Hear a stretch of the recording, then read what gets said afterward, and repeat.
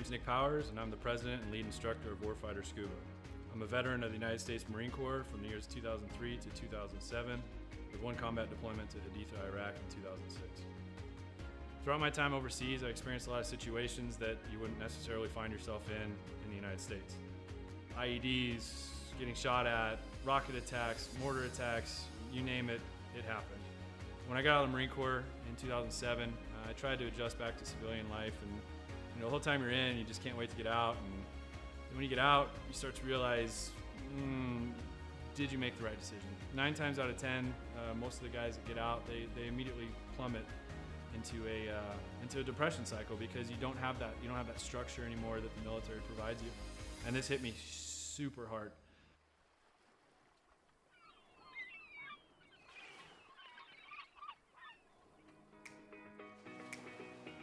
We moved to one of the #1 top dive destinations in the entire world, and I figured I'd start getting back into scuba diving.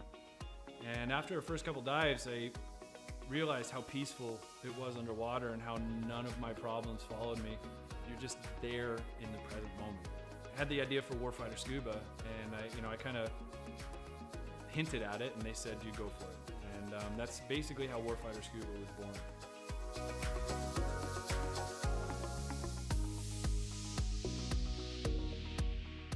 So Warfighter Scuba is a nonprofit. We're a 501c3 nonprofit with the IRS. We bring combat wounded veterans down to the Caribbean to teach them scuba diving to treat their wounds. Whether their wounds are physical or mental, such as PTSD, scuba diving is a extremely therapeutic activity for mental stressors and for physical ailments. Mentally, as soon as you go underwater, your body just reacts. It's not normal. You're not meant to breathe underwater. Automatically puts you into the present moment.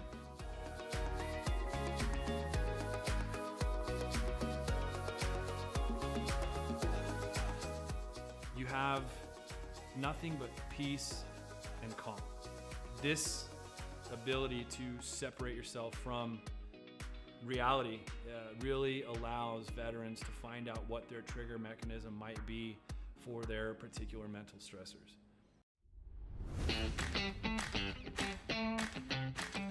So every veteran who comes through our programs gets a 100% funded trip.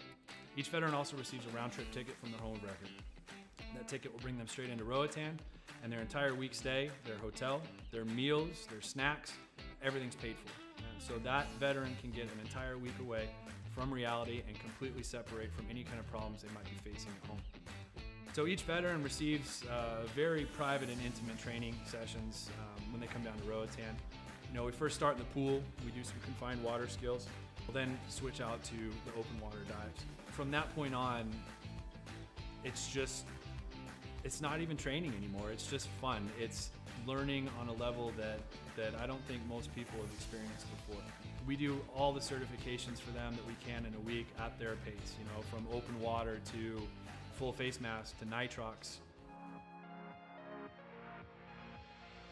Every trip that we have, whether it's one veteran or 4 veterans at a time, we just have a blast.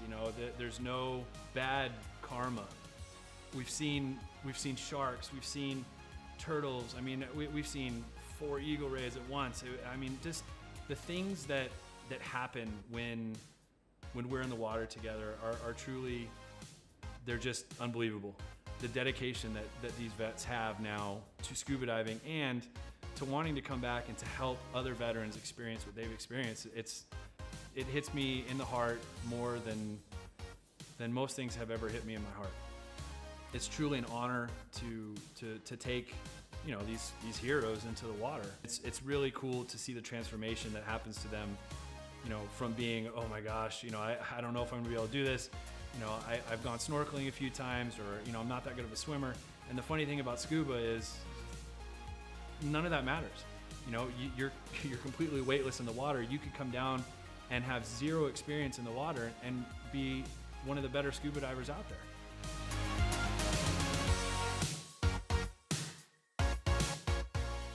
So as with all nonprofits, we rely solely on generous donors such as yourselves.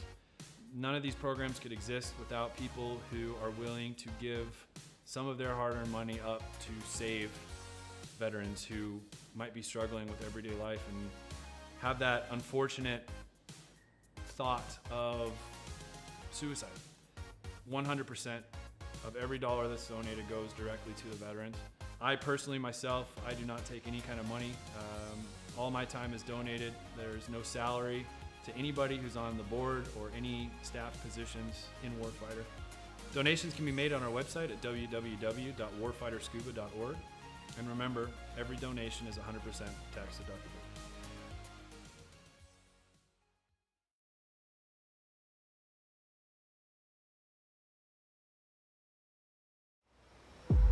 Birds flying high, you know how I feel.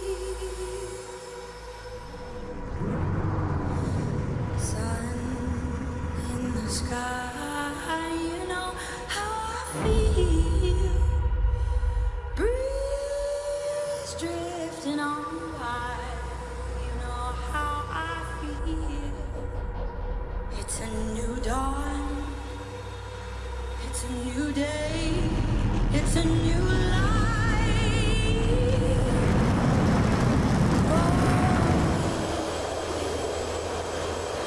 and I'm feeling good.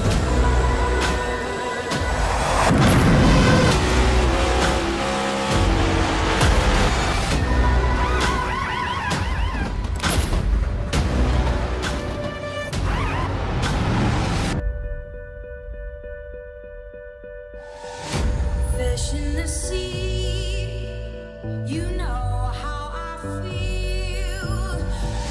River running free, you know how I feel. Blossom on the tree, you know how I feel.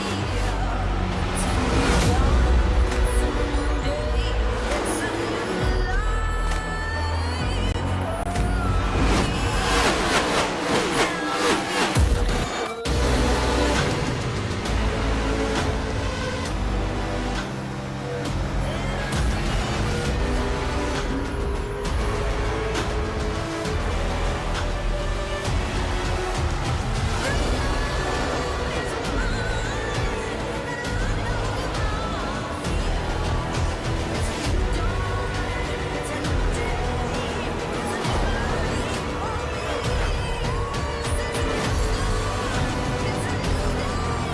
dawn, it's a new day, it's a new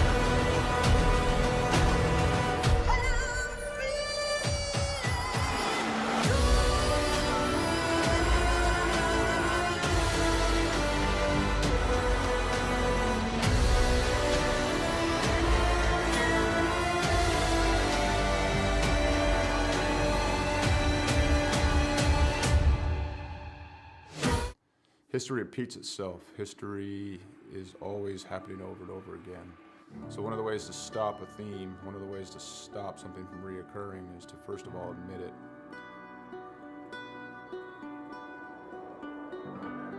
It didn't take long for us to quickly realize that there was power behind Mission 22, power behind its brand, power behind its message, and power behind its people that represented it. All right, my friends, day 19 of 22, the 22-day push-up challenge. Day 19 means 418 men and women have possibly committed suicide in the last 19 days. I went and looked up my ship, the USS Rushmore. More people who have killed themselves by now than ever served on our ship at one time in just 19 days. 19, 20, 21. One more. Y'all ready for the last one? Yeah, Mission 22 has become a decentralized nationwide effort to show love, to raise money, to be available for other warriors, to be able to be a point of contact, to let the warriors know, but also for warriors to let other warriors know that there is a community. You're not alone. This isn't happening in silence. You're not forgotten. You know, we brought 4 veterans from all different parts of the United States and brought them together to hike through the state of Oregon. May God bless you on your journey. Thank you for serving our country and for being willing to go on this walk.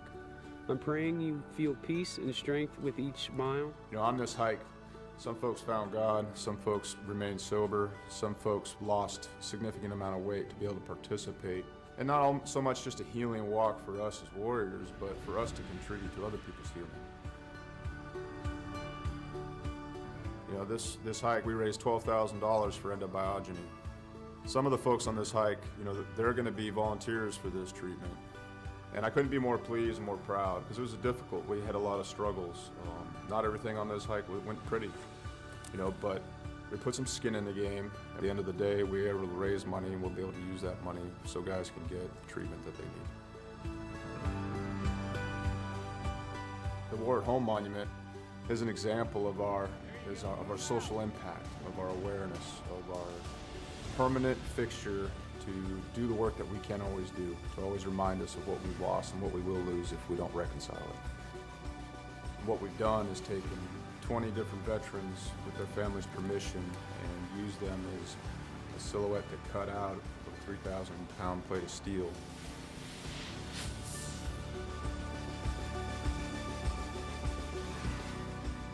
These warriors are placed in a V, and this is to show the size of the problem. This is to show the empty space they leave behind.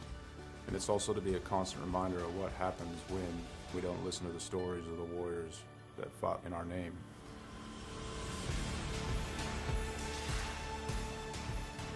Because it's not okay. It's not okay that everyone didn't know about veteran suicide.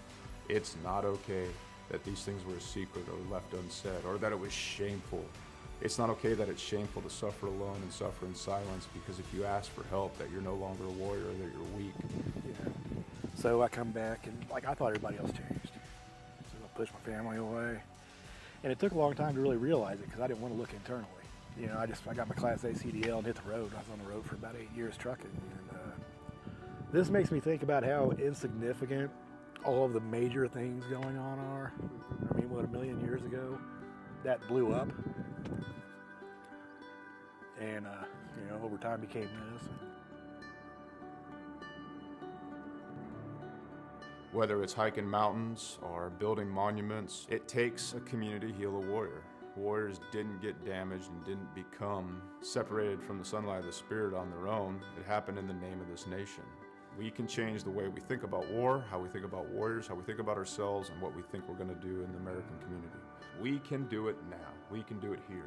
And there's going to be another generation of warriors coming. We can set the tone to create a culture that grabs them up and loves them and smothers them in resources, in opportunity, right now.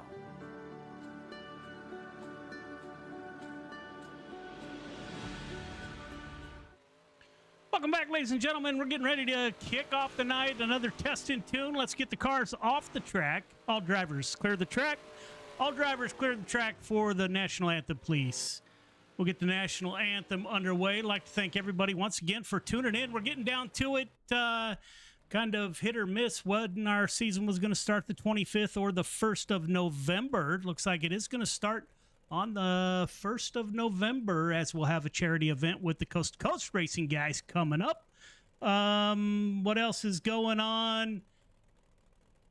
We got a bunch of new sponsors. You'll see those throughout the night. I'd like to thank everybody who tuned in or chose to sponsor us. This year we're going to have the Gears Unlimited Gears Unlimited 358 Modifieds, the Midwest Forklift LLC Pro Late models, and the Cadenberry Motorsports 360 Sprint cars.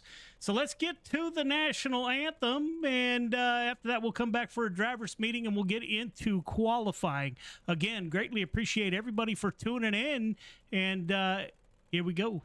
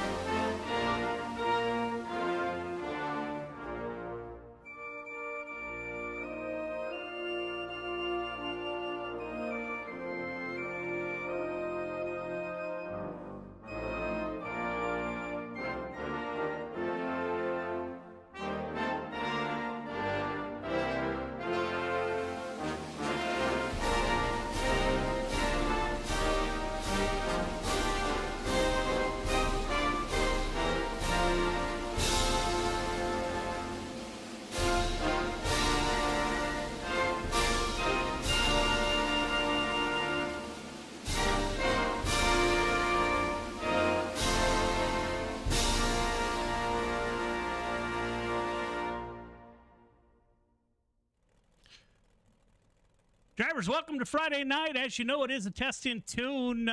We weren't sure if the season was going to start on the 25th of October or the 1st of November. We were going to do a charity event with the Coast to Coast Racing Leagues. Look like that is going to happen.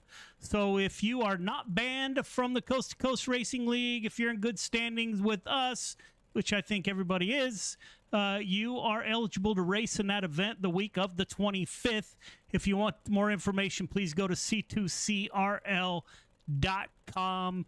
It is Friday night. I don't have a whole lot new to announce. I just ask that you guys keep a good eye on the Facebook page and or the Discord page. We'll be posting a lot of information as we get closer to November 1st. I'd like to have at least one more test and tune.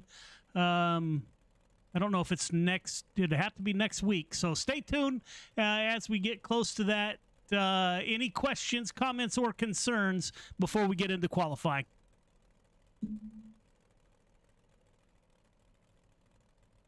Glad to have you back, Joe. Man, you know what? I never thought I'd say it's good to be sitting in this seat right now, actually. I'm looking at the 99 car, actually, right next to the 238. This is kind of a familiar place, man, and you never know how much you miss it until you get back to it. So thank you, Billy Roberts. Mr. Billy Roberts, you're owner-operator of Gears Unlimited 358 Modified Division this year. All right, fellas, we'll get to it. We'll advance to qualifying. Looks like we got 16 cars. We have 40-plus registered so far for this season. So this is probably about as much room as you'll have on the track for the remainder of the year. So race hard, race clean. Good luck.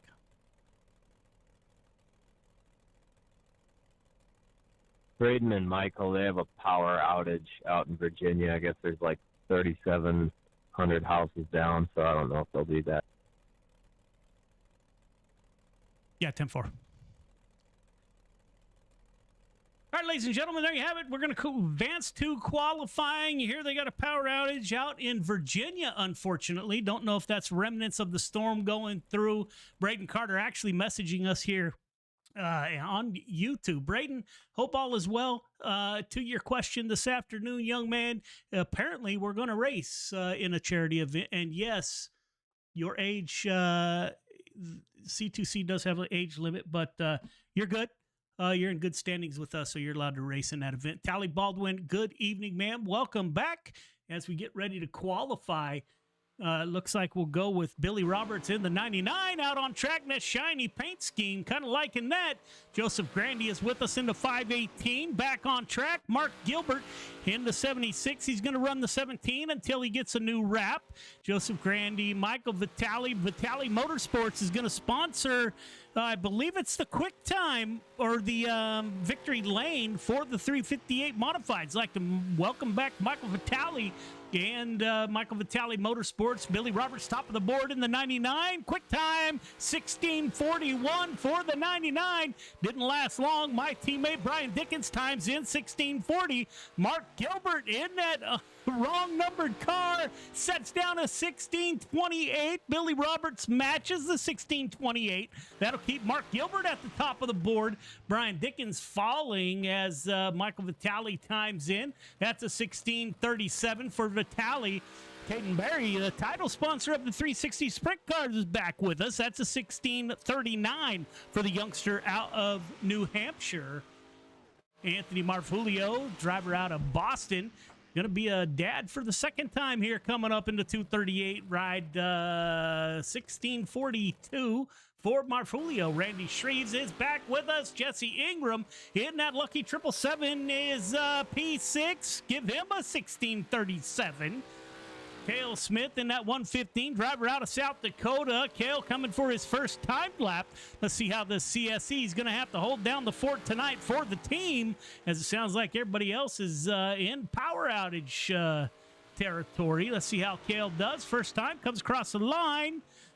Looks like it's going to be fit quick. 16:33 for Cale Smith. James Ingram is back with us, a driver out of Georgia in that 40 ride. 16:62 in his first lap. See if he can improve. Justin Sick, a new dad in the 0 or the 5. Guess we gave him the 015. Again, if you are a returning driver and you had not paid tonight, I'm old and I get up early on Saturday mornings. After midnight tonight, your spot and your number is no longer safe. I will start reassigning numbers early tomorrow morning. So once you get up, please shoot me a message what number you would like to have if you don't want the current number on your car, and I'll start reassigning those numbers first thing tomorrow morning. Andrew Harley is back with us in the 43 machine. He's 44 on his car. See how Andrew Harley is. Looks like Michael Carter is not going to make it. And ladies and gentlemen, that's it for qualifying. That'll be Mark Gilbert with your quick time.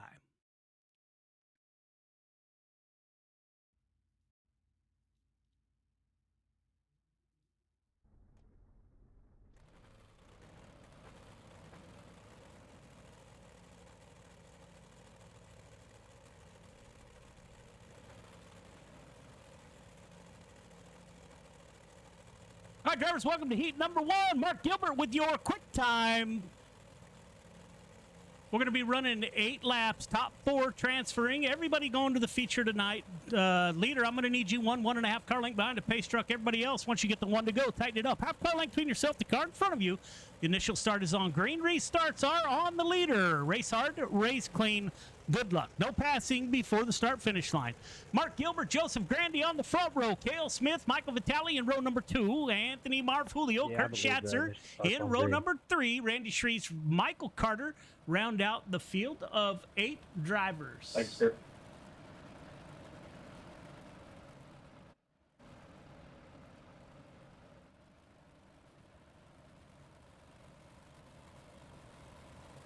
So Mark Gilbert comes in. He puts that 17 car at the top of the board. So we haven't heard from Mark Gilbert before, so that's good to see. The Joseph Grandy to his outside in the 518, stacked field to a 218 or the 18. That's my teammate Kurt Schatzer back there, driver out of Pittsburgh. Got to give him a shout out. Hammered down. He's driving the Dirt Track Bank number 18. The Dirt Track Bank got your 6 Racing Network ride. Good luck. Yeah. Lights are off on the pace truck. We're getting ready to go. Once again, we do not have caution flags in the heat races or the consies. Only cautions will be in the features. So a little bit different. We're going to have a protest process. Those drivers out there, fans, there's a protest form inside of our Discord page. Green flag is out, ladies and gentlemen. We're underway. Mark Gilbert will take us to the green flag at Volusia. Oh, look at the 115. Cale Smith's not going to waste any time. 115 diving to the bottom, getting on the fence. Cale Smith going to ride the bottom with the the 76 or 17 on the track. Mark Gilbert to his outside. Oh, Cale Smith into the tires. That'll damage the 115. Let's see how long that 115 can hold on. Joseph Grandy in the 518. He's going to slide up. Thought about taking us 3 wide. Cale Smith falling back now. Michael Vitale in that 213. Great looking ride. Like to thank Michael for his service in the United States Air Force. Kurt Schatzer in the 18 car. He moves up 1 position with Anthony Marfulio in the 238. Randy Shreves back there in the 56. And Michael Carter apparently sitting in a power outage, unfortunately. Up front, Mark Gilbert getting it done. We'll go on board with Joseph Grandy, see what it looks like from the front of that car as he tries to track down Mark Gilbert. Mark Gilbert in the 17. Grandy's going to go up high, try to cut down. Cale Smith fighting back on the inside. The 115 is not done. Speaking of, thank Cale Smith for his service in the United States Navy. We are a veteran-focused racing league. I'd like to thank those gentlemen for coming out. Veterans will never pay to race at Dirt Track Bank Friday Night Lights. Joseph Grandy takes over the lead. Mark Gilbert falls back to P2. Cale Smith, Michael Vitale in the 213. That is for the transfer. Kurt Schatzer in the 18. That's the white and yellow car, trying to get up there and take that position away. It'll be up front. Joseph Grandy coming to the 1 to go in the 518, coming off of turn 4. Joseph Grandy, Mark Gilbert, Cale Smith, Joseph Grandy with kind of a comfortable lead. Michael Vitale in the 213 in the final transfer. Vitale's going to take a look down low. Looks like that's the place to be. Grandy, Gilbert, Smith, Vitale. Your top four as Randy Shrees hits the wall on his way out.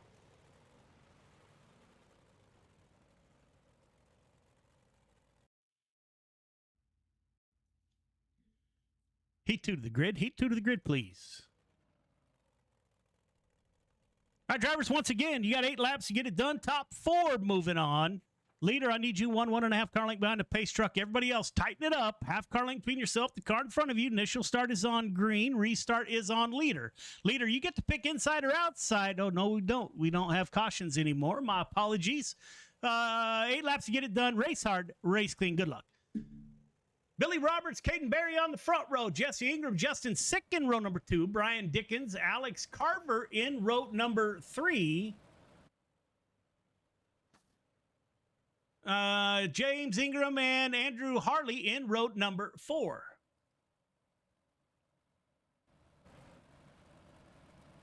Big shout out to that 079 car. That is the 79 on your screen. Air Force member Alex Carver runs the Armed Forces Racing League on the Air Force gaming page, believe it or not. Didn't know they had one. They didn't when I was in the Air Force, I'll tell you that for sure. Alex, welcome to the show, my friend, and thank you for trying to bring iRacing to active duty members across our nation. You do have to be active duty or retired to join that channel, but pretty cool stuff that they got going on. Billy Roberts in that 99 owner operator of Gears Unlimited will take us to the green flag. Got 2 title sponsors on the front row. That's Billy Roberts and Caden Berry in the 12 car to his outside. Pace truck will exit this time by. Like to thank everybody for tuning in. Green flag is out on heat number 2. It'll be Billy Roberts going into turn number 1. He'll try to slide on the bottom. He's going to try to slide up. He'll push the 12th car out of the groove. That may give that 99 car a little bit of room. As the 777, that is Jesse Ingram, the driver out of Georgia. He's going to try to get down underneath and get underneath Justin Sick in that 5 car. Don't know if it's the top or bottom that's currently the place to be. It looks like we got multiple lines of racing as Caden Berry, now the youngster out of New Hampshire, just got his feature sprint car win back in New Hampshire. Love seeing those pictures on YouTube. In that 12 car, sprint car looks a lot like that car that you're seeing on your screen. Looking forward to the Caden Berry crew getting back with us full time as we get closer to the season. Now, my other teammate, that's Brian Dickens in the 122 Dirt Track Bank. Got your 6 Racing Network ride in the 122. He's working the bottom, trying to get underneath Justin Sick and Jesse Ingram. Billy Roberts got a handful of that youngster. A little bit of contact there. Caden Berry makes a little bit of contact with Billy Roberts. That'll put Caden Berry or Justin Sick. My apologies. Justin Sick will take over the point. Caden Berry, Jesse Ingram, Brian Dickens are your top 4 in current transfer positions. Andrew Harley in that 44 car is the first car on the outside looking in. Of course, tonight everybody heads to the feature, the 79 car of Alex Carver that we talked about, currently riding in 6th position. You got 2 to go. Coming to the white flag, it will be Justin Sick. Brian Dickens still hunting the bottom in that 122 driver out of North Carolina. White flag is out. Justin Sick, Caden Berry, Brian Dickens. Justin Sick goes down low, blocks the low lane. Caden Berry stays up high. Coming off a 4, it'll be Sick, Berry, Dickens, Ingram, your top 4. Good heat race, fellas.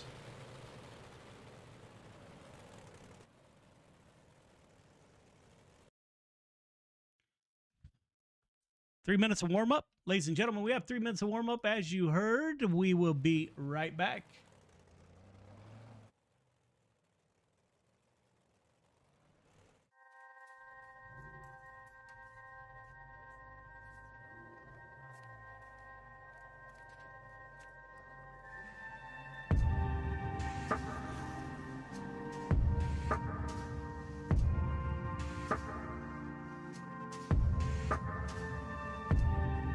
Our biggest thing is getting the word out, awareness of Mission 22, the struggle as it is to fight PTSD and suicide.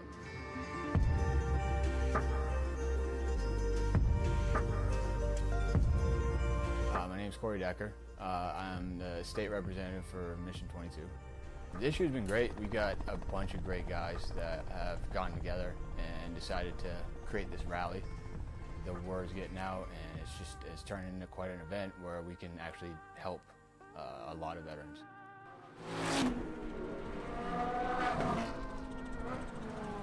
It's a great event, but you really have to go and see it for yourself, and it's really one of those things that's an experience. That just going that weekend, we've seen how it changes people.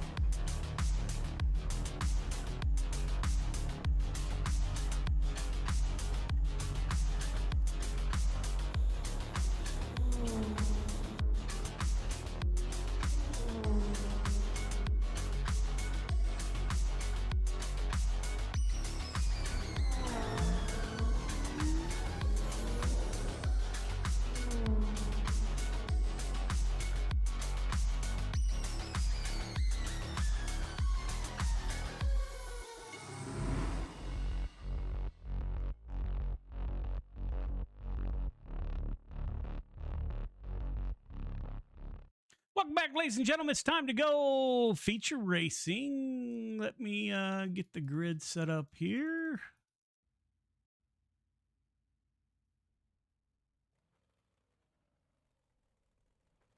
All right, drivers, welcome to the feature. I think I set it on 25 laps. Anyhow, you got 25 laps to get it done. Same story as the heat races, only longer. Leader, I need you 1.5 car length behind a pace truck. Everybody else, once you get the one to go, tighten it up. Half car length between yourself, the car in front of you. Initial start is on green. Restarts are on the leader. Leader, pick inside or outside. Again, you got 25 laps to get it done. We do have cautions in the feature. Race hard, race clean. Good luck. Joseph Grandy, Justin Sick on the front row. Mark Gilbert, Caden Berry in row number 2. Cale Smith, Brian Dickens in row number 3. Michael Vitale, Jesse Ingram in row number 4. Kurt Schatzer, Andrew Harley in row number 5. Anthony Marfulio, Billy Robertson, row number 6. Randy Shreves. Yes, that is accurate. Randy Shreves and Alex Carver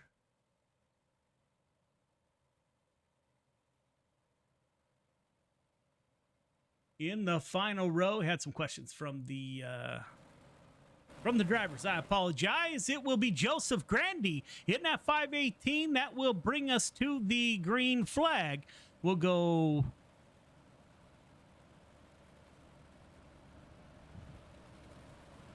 No, you got it. It is initial start on green, restarts on leader. Chris Cox chiming in. He's got to go to work on Friday nights. That'll be the first time that we don't see the 515 with us, I think, since we started Friday Night Lights. Chris, we're going to miss you. Chris out in Iowa.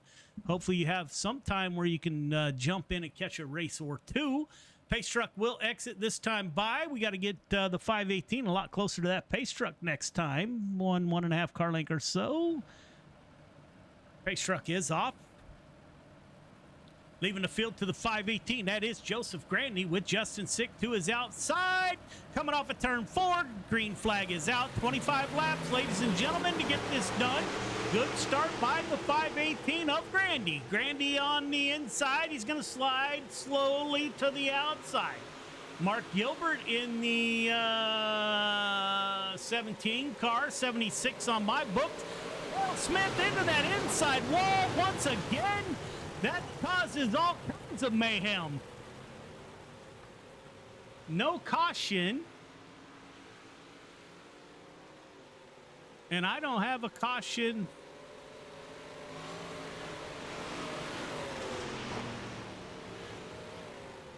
Sorry, fellas, I may not have set cautions to come out. My apologies. I'll have to get a hotkey for that for sure. And this is why we do test and tunes, I suppose. So we'll rack them and restack them as Joseph Grandy waits for the pace truck. Making notes as we go along.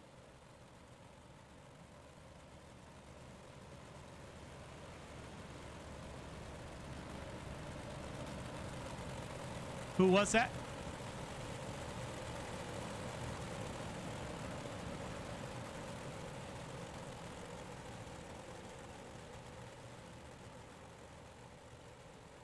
Maybe. Yeah, maybe. I'm not real sure. Hold on, let me see. Let me know if they go away. I have a hotkey and I want to make sure it works. I just cleared all.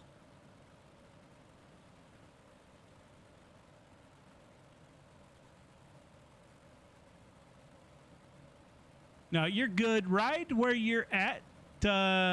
Well, let me try to give you an EO. Joseph Grandy, I'm going to need you a lot closer to the pace truck. 1.5 car length behind the pace truck.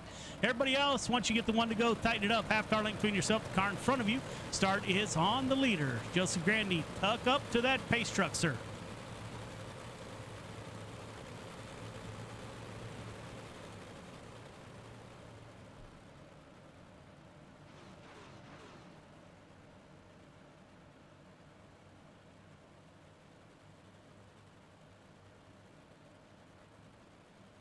Yeah, 10-4.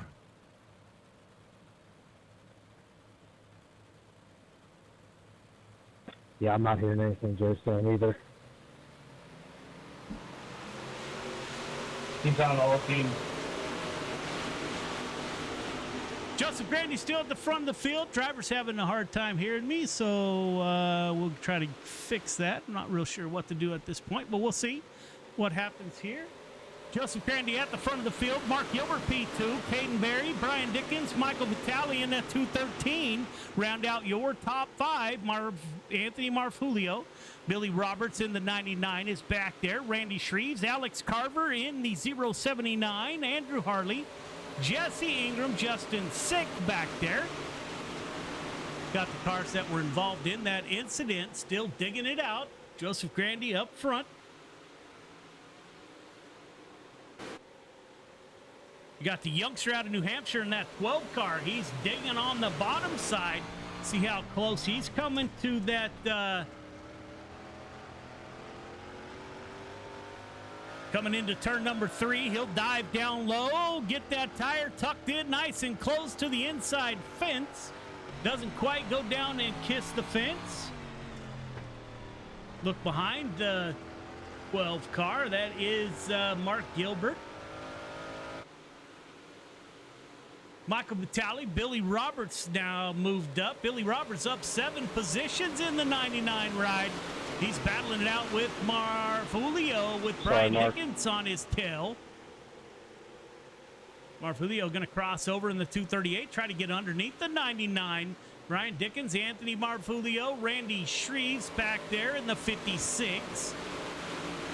Newcomer, that's the 79 car of Alex Carver. Not sure where he's stationed. I'm going to have to find that out for the next broadcast. In the 79 is on the outside of Randy Shreves. Up front, Joseph Grandy now with a company at the front. That youngster out of New Hampshire in the Wyobe number 12 car. He's going to battle it out. as he goes down to the inside. Let's see, as we coming to the line, Grandy able to pull to the lead. Once again, that is the youngster that will pull down to the bottom of the track. Coming into turn and 3 and 4, coming off the 4. It's almost a dead heat at the line. Caden Berry, Joseph Grandy battling it out at the front of the field. It looks like they're going to run away from the pack a little bit. Grandy still running that high line. The youngster, Caden Berry, he's going to run the bottom line. Berry coming off of 4. It will be the 12 car. This time by at the front of the field. Super consistent along that inside wall. Billy Roberts leads the second pack in that 99 machine. He's got his teammate. That's Michael Vitale in the 213. Brian Dickens behind them.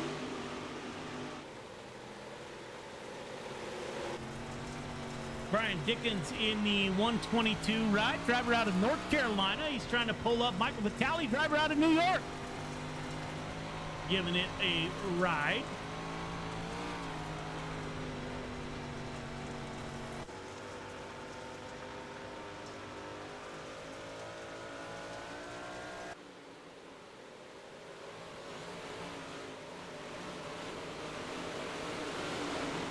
Ladies and gentlemen, let's take you for a ride. We'll turn it up as we go around Volusia, Florida.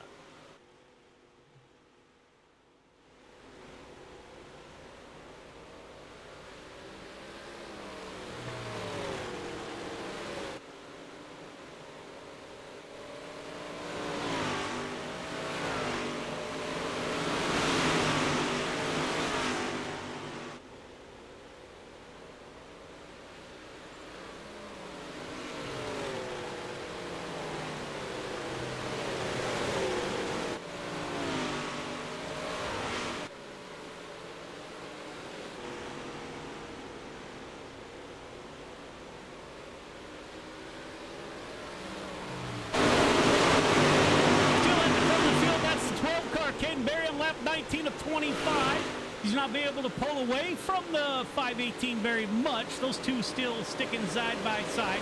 Caden Berry hasn't left the bottom of that track since, I don't know, probably this beginning.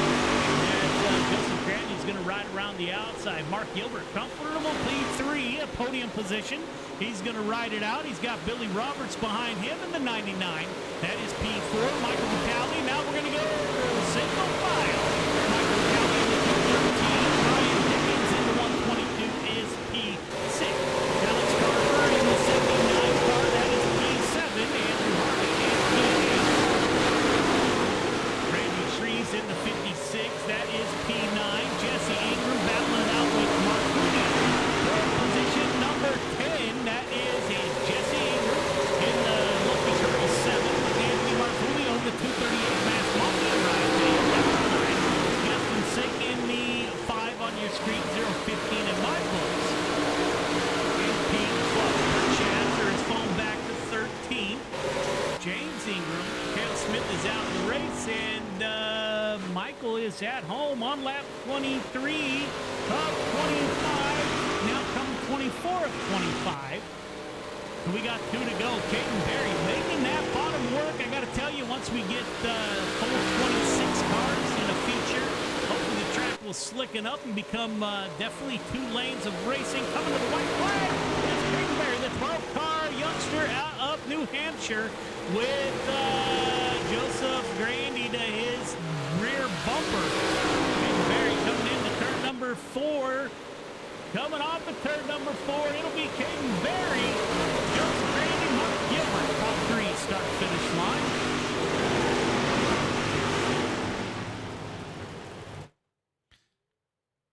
Top 3 start-finish line, please. We'll get a word with your top 3 as soon as we get this podium picture.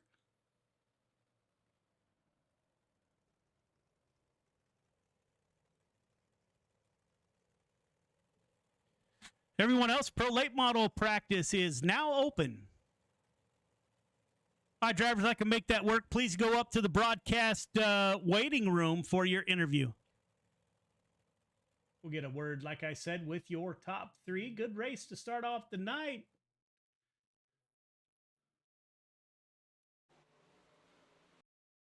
Get a word with Mark Gilbert. Yes, please go to the broadcast waiting room for interviews.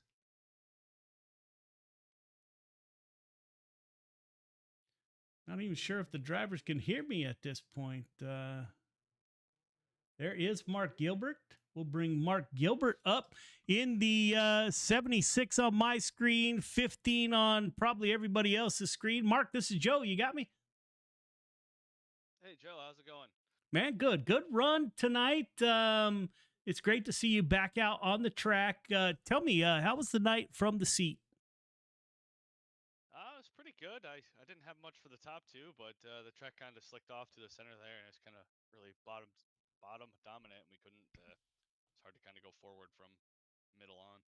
Yeah. So, where are you from originally? Panama, New York. Panama. So, how bad were the storms for you? We didn't get much. It was just a little rain, but nothing too bad. Okay, that's great to hear, man.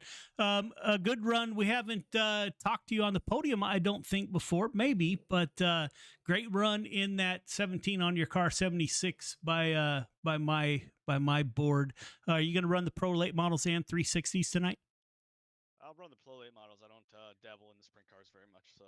All right, so here's the story. So when we do the $1,000 dash for cash on week 16, which is for feature winners and provisionals, it is all three cars. It's a cumulative points between the 358s, Pro Late models, and sprint cars determines your payout. So I get it. I encourage you at some point, my friend, to get in a sprint car here to improve your payout on week 16. But great run, man, and we'll see you. I don't know if we're going to have another test and tune next week or not, but keep a look of our Facebook page and Discord.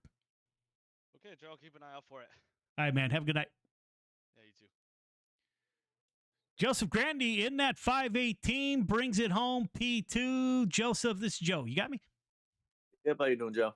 Man, I'm doing well. Great run. It's been a while since I talked to you, man. It's great to have you back, the 518 car. So I think that we have some new sponsors on that, but the color scheme is familiar, man. Great run in the 518. How was the track? What are you looking forward to this season? Like always with this league here, good racing. A lot of good guys in here, clean guys, and it's always fun. So we got the Carter boys, Barry, and a whole bunch of other people. That's pretty good league here. Yeah, man, and we've upped the ante a little bit with we have a $10 quick time, we have a $10 victory lane, which is feature winner, and we have a $10 hard charger. So that's that will all add up throughout the season. If you get, I don't know, 10 quick times, that's $100 that we pay out at the end of the season. So a little bit more money on the line. Also, man, it's speaking of quality racers, it's great to have you back, man. And you going to run the Pro Late models and sprint cars with us? Yep. I'll be doing all three, hopefully, every race this season. Awesome, man. Have a great night, and keep a look on Facebook and Discord for announcements. Will do, man. Appreciate it. All right, man. Have a good night. Caden Berry in the 12 car. He moves up 3 positions to capture the victory. Caden Berry, it's Joe. You got me? Yeah, I gotcha. Man, you know what? It feels like yesterday that we talked, man. It's great to talk to you again on the not only the podium, but in victory lane, which would be worth $10 if this were the regular season. So we got that to look great run, Caden Berry. How was your night in the 12 car? Yeah, it felt pretty good. We joined a little late since we just got home, but yeah, I know got texted from Anthony and saying that Friday Night Lights is up for a practice run, so I was like, yeah, I'm very interested, and we came in late, but got in a Billy on accident in the heat race.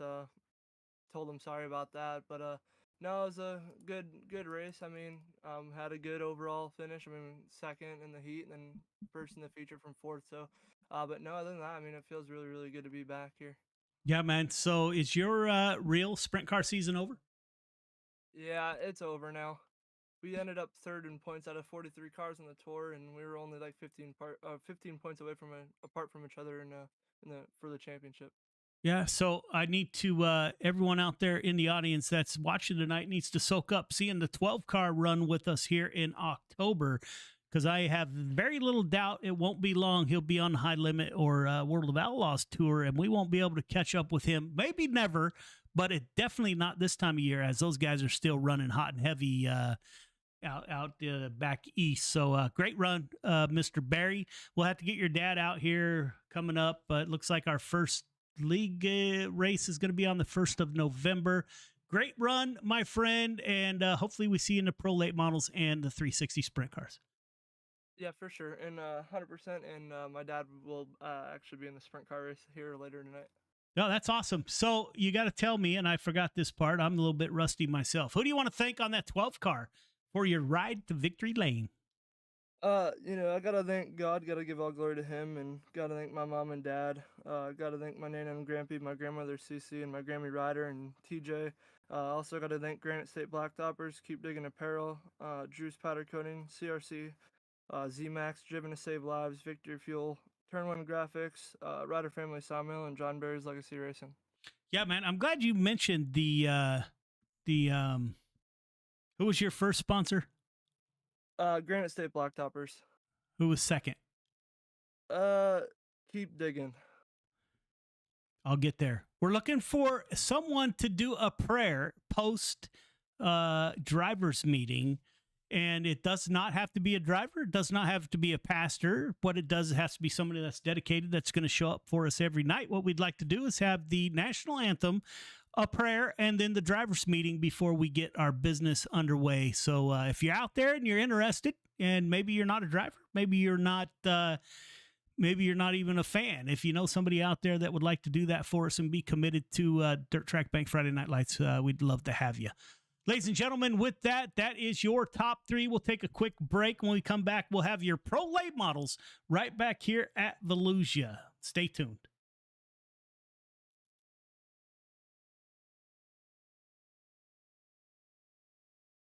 The goal at any given race is, of course, to win. And CrowdStrike, AWS, and DXDT were fortunate to achieve championship-winning results in 2020. We're extremely proud to be partnering with Operation Motorsport through our racing initiatives. Their program seeks to place military veterans in various positions inside a real racing team. The experience aids in their retraining, recovery, and rehabilitation. So my name is Chad Failing. I'm a staff sergeant retired out of the United States Army. I am with Kevin Boehm under DXDT. You're getting creative. You're getting taught to think outside of the box. We couldn't be more proud to be affiliated with this great program. In the spirit of giving back to the community and creating meaningful opportunities, we are committed to building a diverse motorsports platform with the amazing men and women who have served our country.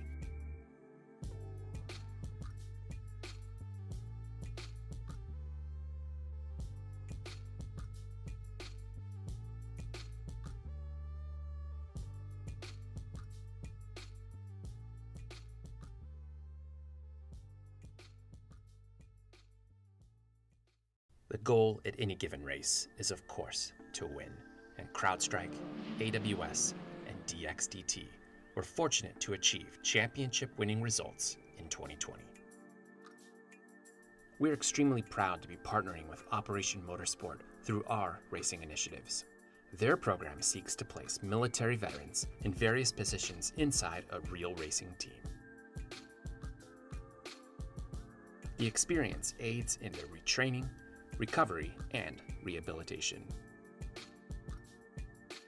So my name is Chad Failing. I'm a staff sergeant retired out of the United States Army. I am with Kevin Boehm under DXDT. You're getting creative. You're getting taught to think outside of the box. We couldn't be more proud to be affiliated with this great program. In the spirit of giving back to the community and creating meaningful opportunities, we are committed to building a diverse motorsports platform with the amazing men and women who have served our country.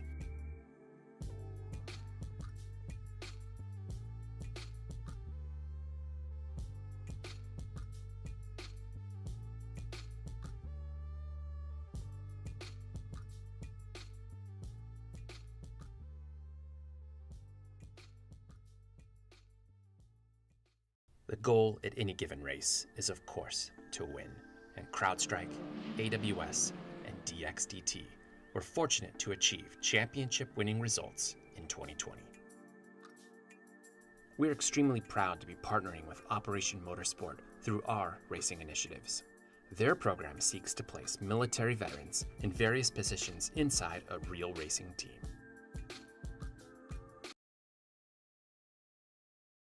Training, recovery, and rehabilitation. So my name is Chad Failing. I'm a staff sergeant retired out of the United States Army. I am with Kevin Boehm under DXDT. You're getting creative. You're getting taught to think outside of the box. We couldn't be more proud to be affiliated with this great program. In the spirit of giving back to the community and creating meaningful opportunities, we're committed to building a diverse motorsports platform with the amazing men and women who have served our country.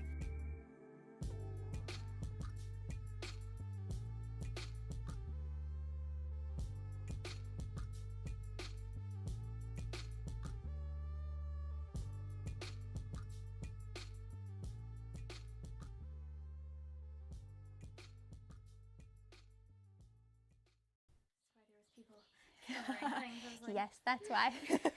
So we'll just give them a quick brush and then we'll get our stuff on, and then we have like an obstacle course. And so I'm smiling. You don't know why you're smiling? We always smile. Smiling's the best. The Mission 22 Equine Program is a riding program for children of veterans. We also serve grandchildren or direct family members of veterans. It's a lot of fun, and I've always loved horses. We have private lessons and group lessons, but it's not just riding. You know, riding lessons, people just think that that's all it is. But we have the opportunity here to really build confidence, to lower stress levels, to give them an outlet and opportunity to spend time doing something healthy and productive. Mission 22 is really based on the foundation of families here. So in a time where kids' programs are being canceled left and right, school is shut down, they're not able to be around their friends, you know, being able to have an opportunity where they can just be together and let go of that stress and be around people. Again, honestly, it's just really that simple, being around people. You know, who would have thought that it was something as simple as that? And then I'll have you walk them forward. It's really a special thing to watch these kids come every week and build a partnership and a relationship with their horse. It lets them forget about everything that's going on in life, being able to come here, kind of shut the world out a little bit and have a really stress-free, fun environment.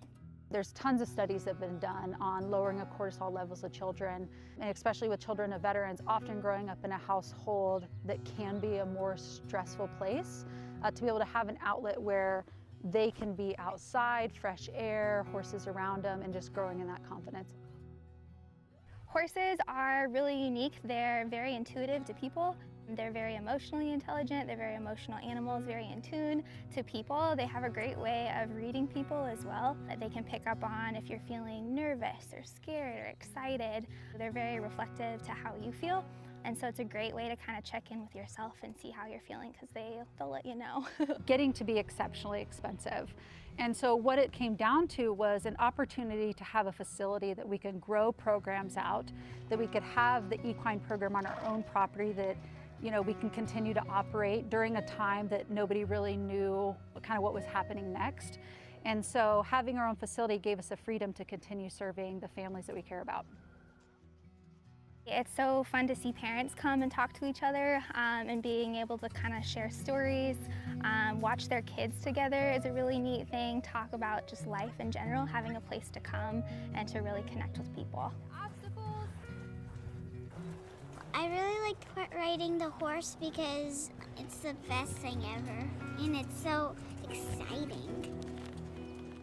By supporting families of veterans on this property through the equine program, it really gives us the opportunity to show that importance. So we're not just supporting their kids, but we're supporting their families. They're having a community here, and building that strong family foundation builds a strong veteran. And that is something that we very much believe in, is supporting the family, supporting the veteran, and that cohesiveness together.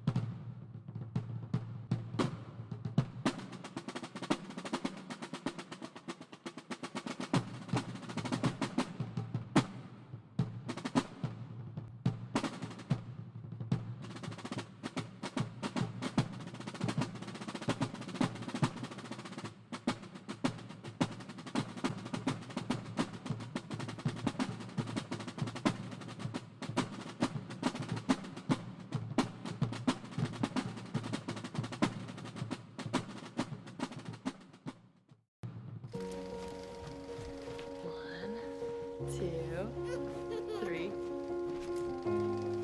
I love it, Molly. They say it's a matter of time, 1,000 days and the sun won't shine before I come back to you.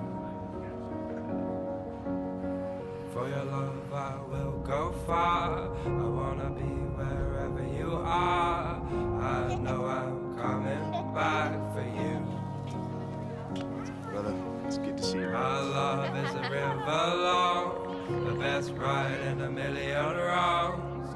I know I'm coming back to you. And I'm happy, nothing's going to stop me.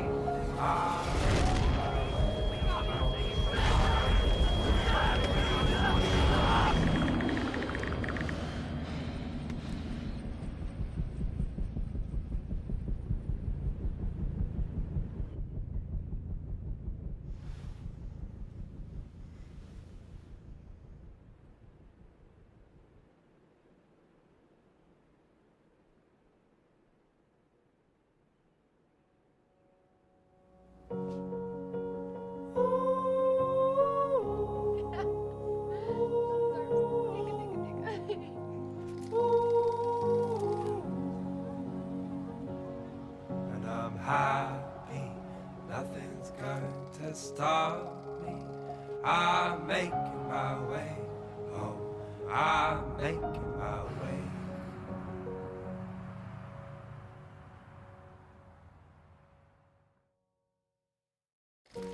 Welcome back, ladies and gentlemen. Let's get the drivers off the track, get the pro late models underway here. Looks like we got 18 cars currently in the field. All drivers clear the track. All drivers clear the track, please.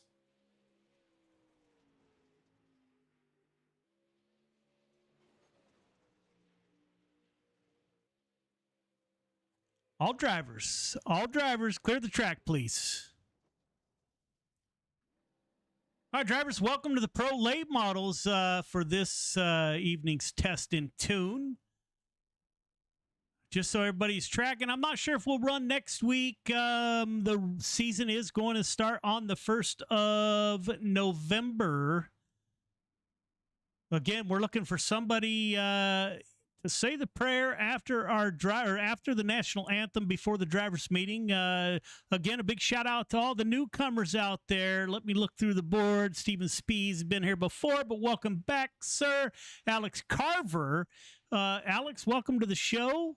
I think that's all I'm tracking. Just so you know, come the real race season, we don't have an actual start time for the Pro Late Models or the 360 Sprint cars. We will begin that show as soon as the 358 Modified begins, and the 360s will begin as soon as the Pro Late Models are done.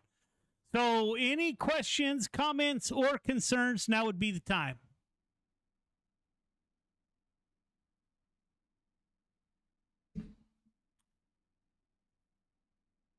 So it may not have. I think I set it up, and for those of you that are new, also, this is your league. I just have the privilege of broadcasting it. If there's anything you want to see changed, please get into Discord and start a vote. And if the majority wins, whatever the majority comes up with, that's what we're going to go with. Billy, I thought I set it up. It's supposed to reset for qualifying and carry over the remainder of the night. If it didn't, I'll make sure it does next time. Any other questions? All right, drivers, time to get after it. I don't think I've raced in this series before. So green, leader, etc. So the initial start is on the green flag, and any restarts are on the leader. The leader gets to pick inside or outside, but he has to make that choice before the one to go. So there is no passing before the start-finish line. Yeah, initial start on green. No one can go before the green flag comes out, and restarts are on the leader. And John Hines here with me. He was asking if he gets wave rounds after he gets lapped or not. So that will not happen. So, yeah, I'm halfway smiling. All right, here we go. All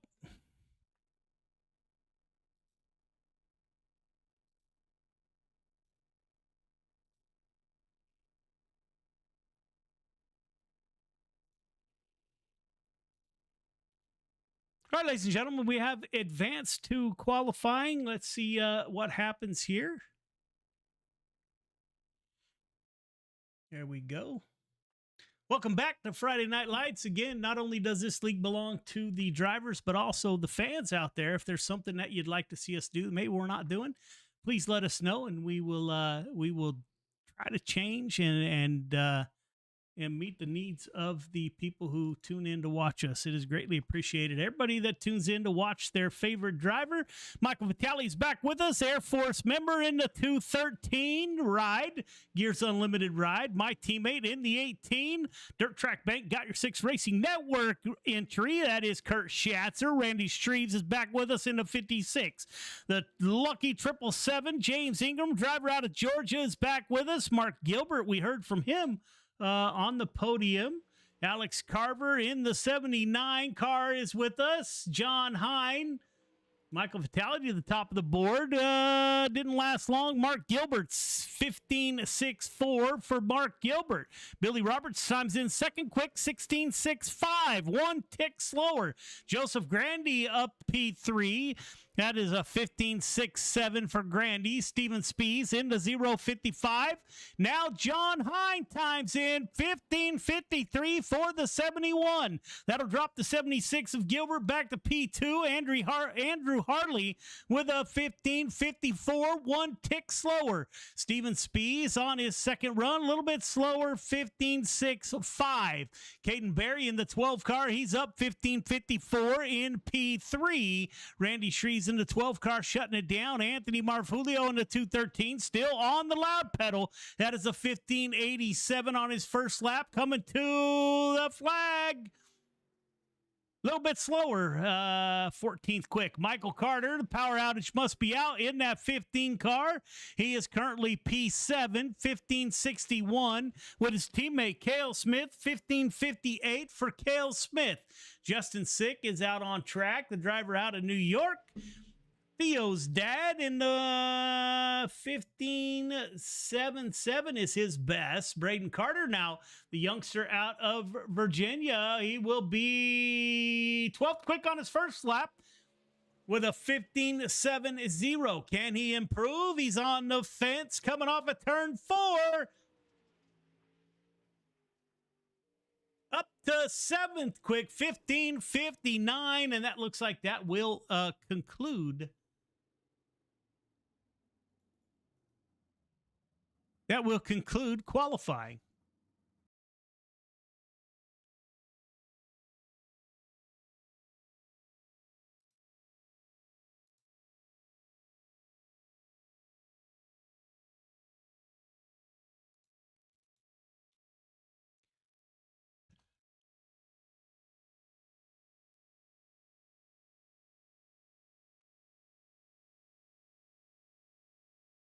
Heat one to the grid. Heat one to the grid, please. All right, leader, need you 1.5 car length behind the pace truck. Everybody else, once you get the one to go, tighten it up. Half car length between yourself, the car in front of you. The initial start is on green. Do not jump the start. Do not pass before the start-finish line. All restarts are on the leader. Leader, choose inside or outside before the one to go is given. You got 8 laps. Top 4 moving on. Think everybody's moving on. Race hard, race clean. Good luck. John Hine, Caden Berry on the front row. Joseph Grandy, Braden Carter in row number 2. Steven Spees, Jesse Ingram in row number 3. Michael Vitale, Justin Sick in row number 4. Anthony Marfulio, Nick Berry in row number 4.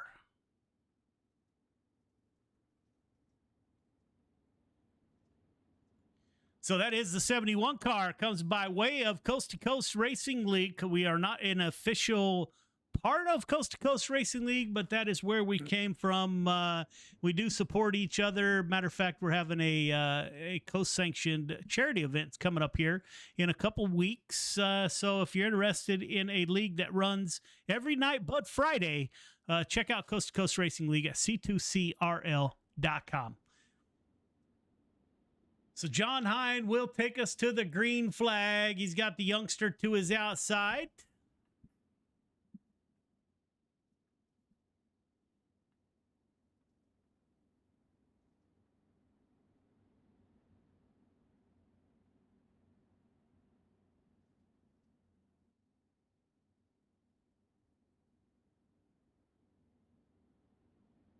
Pace truck will exit this time by. Need to make sure I can shorten these to one caution lap, and we go green. Pace truck is off. John Hine in that 71 Bass Pro Ride looking for the green flag. Green flag is out. Ladies and gentlemen, we are underway. Pro late models at Volusia as Caden Berry gets a good run. He's going to make contact with John Hine. Maybe John Hine went to the outside. Didn't see the 12 car out there. It will be John Hine working the high side. Now Braden Carter is going to go on the inside. Youngster out of Virginia. You got two youngsters, the 12 and the 5 car on your screen. They're going to go side by side. We're going 3 wide coming out of turn 4 at Volusia. It will be John Hine at the line, followed by Braden Carter, Caden Berry, and Jesse Ingram in that lucky 777 car. John Hine still leads the field. Now Braden Carter pulls up to the rear bumper of the 71, and we're on the front bumper of Braden Carter. Yes, he pulls all over the 71. Caden Berry behind him. That is a look. Not sure what happened. Somebody saw an 85 car there for a minute. Not sure who that was. Braden Carter at the front of the field in the 05. Looks like the 77. That is Jesse Ingram making contact with the 55 of Steven Spees.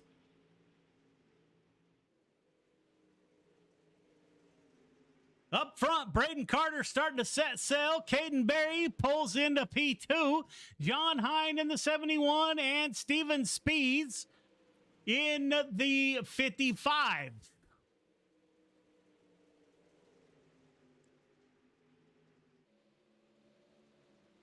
On lap 7 of 8, we got 2 to go. Coming to the white flag, Braden Carter coming off of turn 4 at Volusia. He will take the white flag. Caden Berry in tow in the 12 car. You got 2 youngsters that haven't been even driving a real car on the street for very long. Here we go. Braden Carter, Caden Berry, John Hine, Steven Spees, your top 4.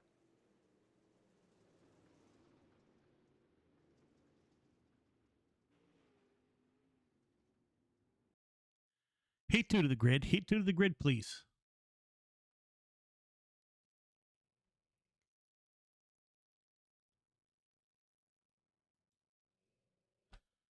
All right, drivers, welcome to Heat 2. You got 8 laps to get it done. Top 4 moving on. Leader, I'm going to need you to stay 1.5 car length behind the pace truck. Everybody else, tighten it up. Half car length between yourself, the car in front of you. Initial start is on green. Restarts are on the leader. Leader choose inside or outside before the 1 to go. Top 4 moving on. Race hard, race clean. Good luck. Andrew Harley, Mark Gilbert on the front row. Cale Smith, Michael Carter in row number 2. Billy Roberts, Alex Carver in row number 3. Kurt Schatzer, Randy Shreves in 4. James Ingram rounds out your field of 8 or 9 drivers. My apologies.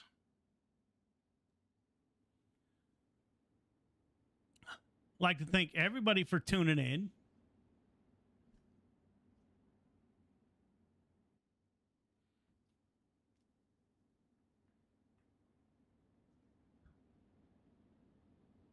We do not have an I rating limit here at Dirt Track Bank Friday Night Lights. We have some drivers that are near 10,000 and some that are 700. Look at the comments we got coming in. J-Train is out in New York. Roxanne Jones. Glad that the power got turned back on. Gail is back with us, ma'am. Good evening. It's time to see Caden Berry win his race. And Roxanne cheering on Michael Carter, Cale Smith. Welcome back. It's Friday night. Another year has gone by. I'm still in California, but we have decided we're moving to Indiana. So that's going to come next season. 25 is going to see us in Indiana. Pace truck will exit this time by leaving the field to Mark Gilbert and Andrew Harley on the front row. We're side by side. The 115, that is Michael Carter and Cale Smith, CSC, second row. As those gentlemen are going to hash it out here, Billy Roberts is going to push the issue. The 99 car, that is Gears Unlimited. Oh, you know what I wanted to do? There you go. You'll see in the bottom right-hand side of your screen, this is the Midwest Forklift LLC Pro Late Model Division that we will be running this season. So we'll put that up now. I'd like to thank Landon Smith, the guy, for their support out in South Dakota. Andrew Harley at the front of the field, swapping it back and forth with Mark Gilbert. It will be a dead heat at the line as Michael Carter, last season's champion in a 15 car, he's trying to get in the mix. He thought about taking it 3 wide, and he just may. His teammate, that's the 115 of Cale Smith, is with him. Cale Smith with a good seat to see what happens. Kurt Schatzer, that's my teammate in the number 18 car. He's run some crazy-ass line. My man, Kurt Schatzer, driver out of Pennsylvania, getting it done in that 18 throwback ride. That is a ride that his someone in his family drove back in Pennsylvania, so that's cool to see. Yes, Michael Carter has now moved up. He's able to clear Harley. Will he be able to go up and clear Gilbert? Indeed. Are we seeing a replay of 24 season? Michael Carter at the front of the field. Mark Gilbert, Andrew Harley, Cale Smith trying to dig on that bottom side as the white flag comes out. Michael Carter, Mark Gilbert, Cale Smith, Andrew Harley are your top 4. Billy Roberts is the first car on the outside of a transfer looking in. Michael Carter, Mark Gilbert, Cale Smith, Andrew Harley, your top 4.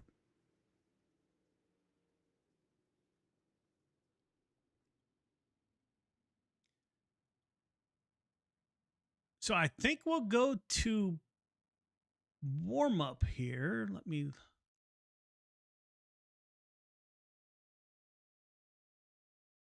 see what happens here. Again, tonight is just a test and tune. We will have our first race. You know what? We're going to stay live for warm-ups and let you guys see what goes on the track.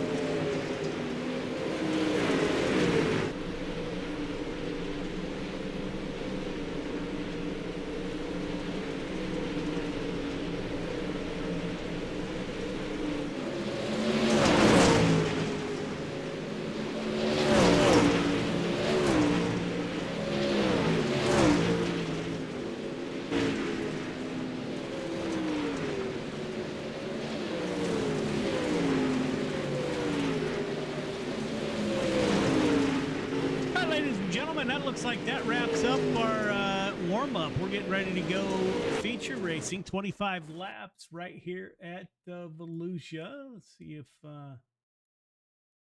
everybody out on the track here. Feature to the grid, please.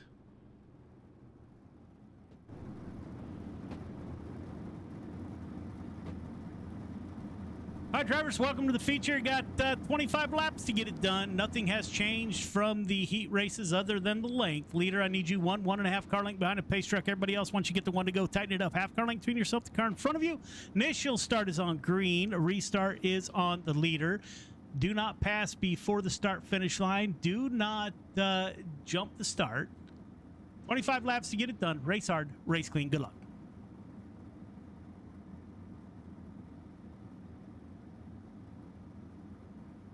Braden Carter, Michael Carter on the front row. That's interesting. Caden Berry, Mark Gilbert in row number 2. John Hine, Cale Smith in row number 3. Stephen Spees, Andrew Harley in row number 4. Jesse Ingram, Billy Roberts in row number 5. Justin Sick, Alex Carver in row number 6. Michael Vitale, Randy Shreves in row number 7. Anthony Marv Julio, Kurt Schatzer in row number 8. Joseph Grandy, James Ingram in row number 9. And Nick Berry will round out your field of 19 drivers.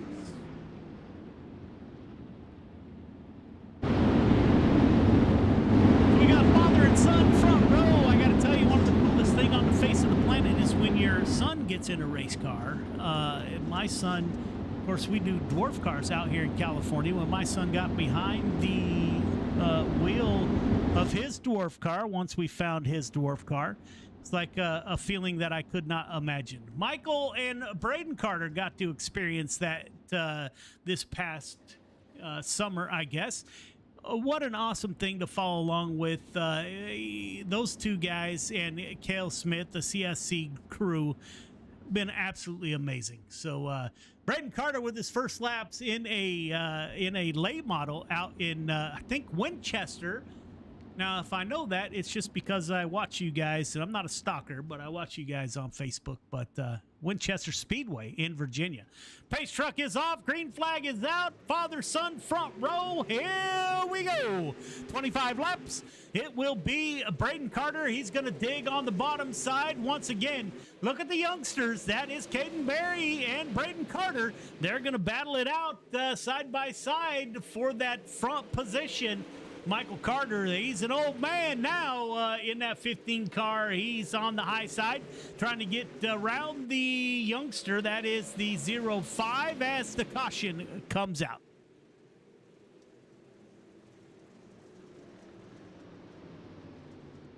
Not sure what the caution was for. Let's see if we can't see what we got going on. That was the 238. Trying to figure out my controls here. The 238. That's Anthony Marv Julio on the inside.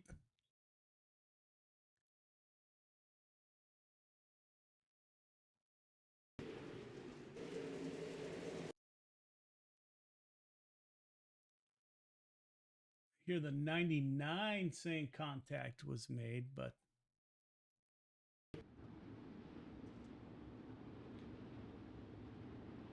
so up front, it will be, let me see, that would be Michael Carter. Yeah, at the front of the field into 15. We'll line it up side by side. He takes the outside, or I can't remember who was leading, Braden or Michael, but anyhow, 15 car. Leader, I need you a lot closer to the pace truck, please. 1.5 car length distance between yourself and the pace truck. Everybody else, tighten it up. Half car length between yourself and the car in front of you, please. No passing before the start-finish line. Let's tighten it up. Lights are off on the pace truck.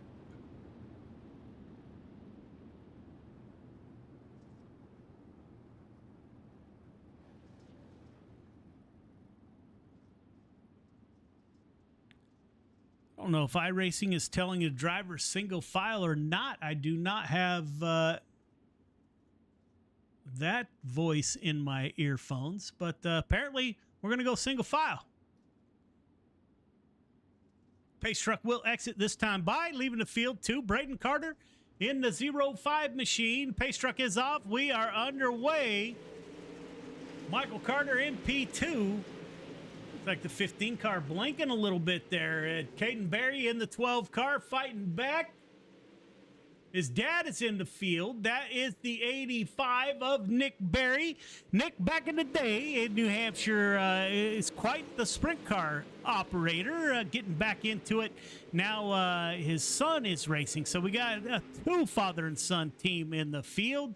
That is Nick Berry and Caden Berry and Michael and Braden Carter. Nick, welcome to the show. I know you raced sparingly with us in the past, but it's great to see you, my friend. Braden Carter at the front of the field. Caden Berry, he pulls up to the rear bumper of the 15 on lap 5 of 25. Michael Carter on the bottom side, Braden Carter on the high side. It will be Braden Carter at the line in the 5. Now,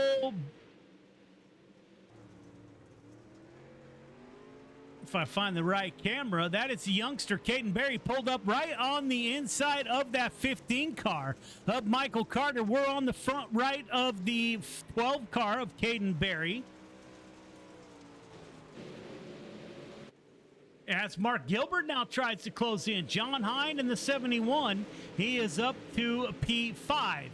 Cale Smith, Steven Spees. Looks like everybody that I see all the way back to P14 running in the same position they were in when the race started. So not a lot of movement. Joseph Grandy in the 518 back there duking it out with Kurt Schatzer. Oh, big contact in the back as the caution comes out. Now let's see if we can find that again. Previous caution, there it is. Let's rewind. That's the 79. Alex Carver gets into the inside fence, the 213 of Michael Vitale.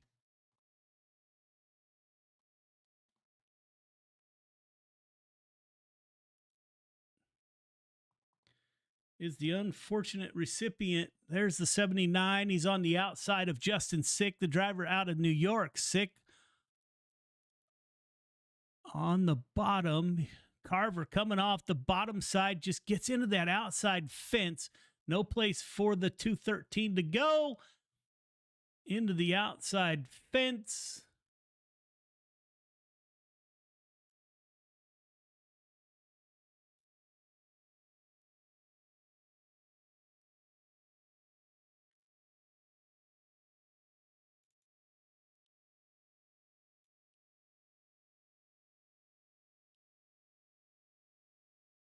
If now I can find my way back to live action. There we go. So Braden Carter, Michael Carter still at the front of the field on lap 9 of 25.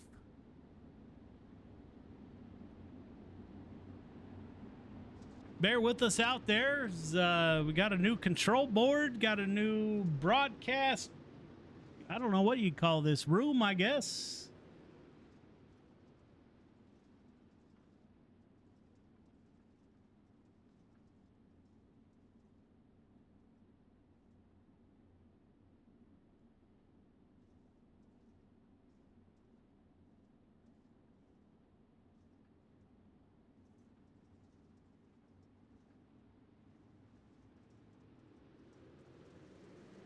Green flag is back out. It will be Braden Carter that brings us to the green flag in the 5 car with his dad to his outside. That's Michael Carter in the 15.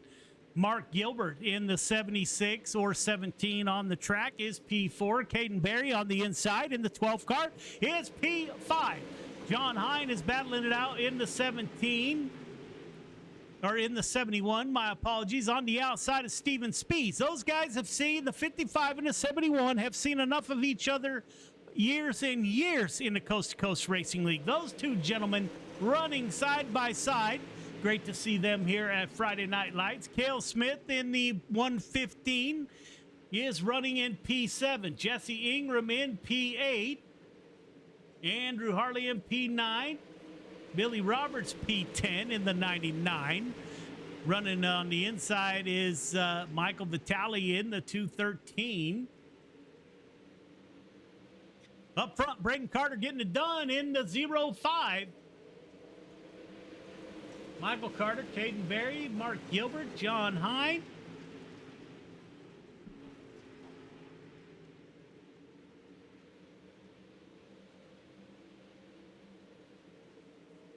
On lap 14 of 25, now 15. Roxanne Jones cheering on the CSC boys. Not sure who Roos Rhoda is. Good to be back. Well, it's good that to have you back for sure. Gail is out there, ma'am. Welcome back. It's another year has gone by.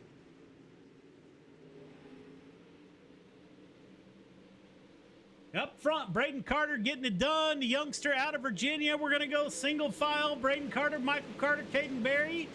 John Hine is battling it out with Mark Gilbert. John Hine and Steven Spees cannot get away from each other. As the track goes single file, big shout out to all the fans and drivers from Florida. What a rough few weeks that you guys have had. And man, I just hope all is well. I've reached out to as many as I could. And I hope everybody is okay. And same with North Carolina didn't escape, nor did Eastern Tennessee. So I hope everybody out there is doing well. If you're watching this, I guess you are doing a lot better than a lot of folks. So, yeah. Prayers for you. Cale Smith in P7, Andrew Harley, Randy Shreves in the 56, battling it out with Kurt Schatzer. We'll go ahead and take a look at the 18 car of Kurt Schatzer, driver out of Pennsylvania. Again, that's a throwback to his family in that 218 ride. Kurt has been my teammate for, I think, 4 years now, and as I've told everybody, there's not a day go by that I don't hear from Kurt Schatzer, Brandon Templeton, or Brian Dickens on Discord. As the caution comes out, looks like Justin Sick involved.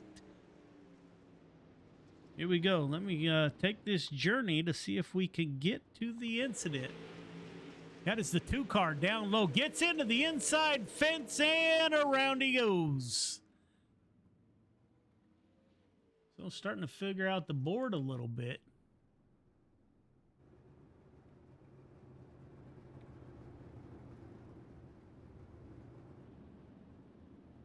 So on lap 22 of 25, Braden Carter, Michael Carter, Caden Berry, Mark Gilbert, John Hine, your top 5.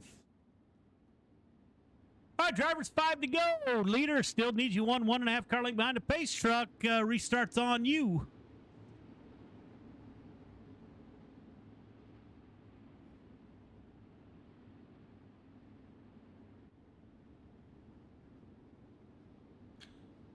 Restart is on leader.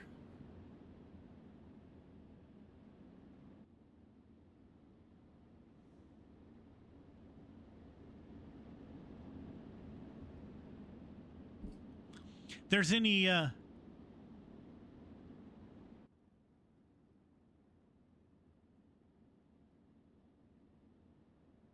you said you cannot hear?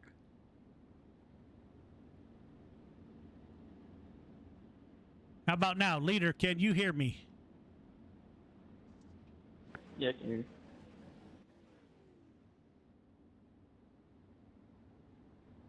Copy.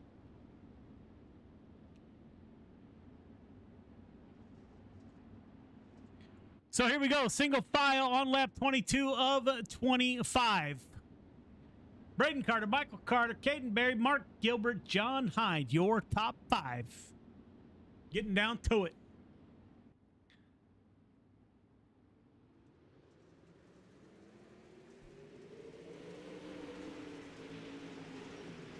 Michael Carter, he's going to go up and rattle the cage of the youngster. That's his son.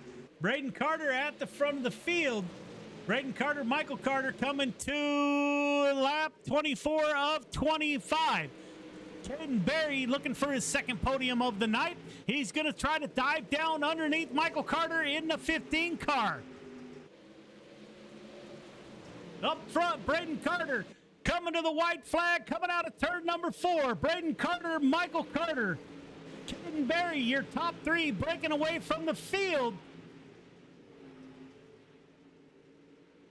The 12 car remains against the bottom. Yes, yikes. Braden Carter, Michael Carter. Caden Berry, your top 3. Top 3, start finish line. Top 3, start finish line, please. We'll get a word with your top 3 momentarily.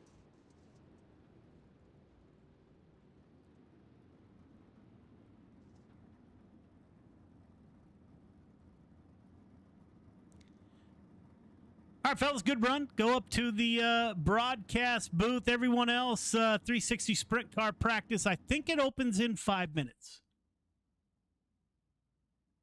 We'll get a word with your top 3. As I rewind here. I got to tell you, really miss our good friend.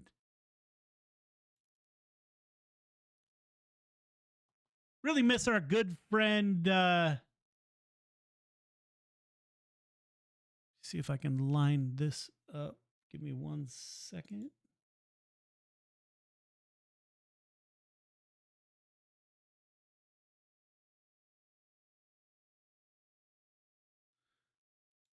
We got Caden Berry. Caden Berry, this is Joe in the booth. You got me? Yeah, I got you. Man, another good run in the 12 car. So maybe just if you show up to the track late in real life, jump into a car cold, have someone else warm up your car for you. Maybe that's the ticket, because here we are once again talking on the podium. Great run, Yeah, man. How was the ride in the 12 in the pro late models? It felt really good. I mean, I haven't ran the Pro Late model in a long time, so I was a little worried going in, but, we had the fastest car on the track, or fastest lap on the track anyway, and, we felt pretty comfortable in the late model for, honestly, the first time, and we were just hitting our marks and making every lap consistent for me, and we were really close to the win, so, but no, like I said, it felt pretty comfortable in the late model tonight. Yeah, man, and it looked really good. Great run by you, my friend.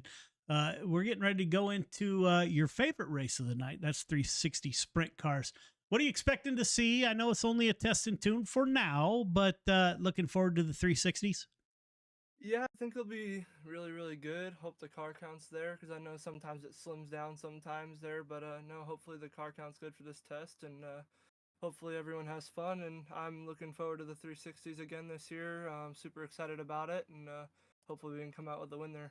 Yeah, I see the Caden Berry crew out in the audience also, man. So that's great to have back. So congratulations on your second podium of the night. Hopefully we're talking to you again, Victory Lane. Yeah, for sure. All right, man. Have a good night. You too. Michael Carter in the 15 car. Pull him up. I know the old man couldn't quite get up for our last test and tune. Once you get to our age, I put myself in the same class as him. Kind of hard to get out of bed. Michael, this is Joe. You got me? Yeah, I got you, Joe. Man, I tell you, brother. Now here's the deal. It doesn't get any better, right? So when you can get out of bed, you need to get out of bed. It's tough sometimes, man. Brother, who you telling? Who you telling? Great run in the 15 tonight. Looking at the rear bumper of that 5 car, man. Welcome back to the show. Man, I'm happy. I'm happy to see you. I'm happy to see Braden. I'm happy to see Caden Berry. Yeah, here we go again, man. Another season. I think it's our 4th year. Out of just an idea I came up with off the top of my head. Hey, what do you think we should start a league? And now I know folks like you guys. That's freaking amazing. Man, I love you to death. Your fans are out here already. It's a test and tune. They're cheering you on. Man, how was the 15 car?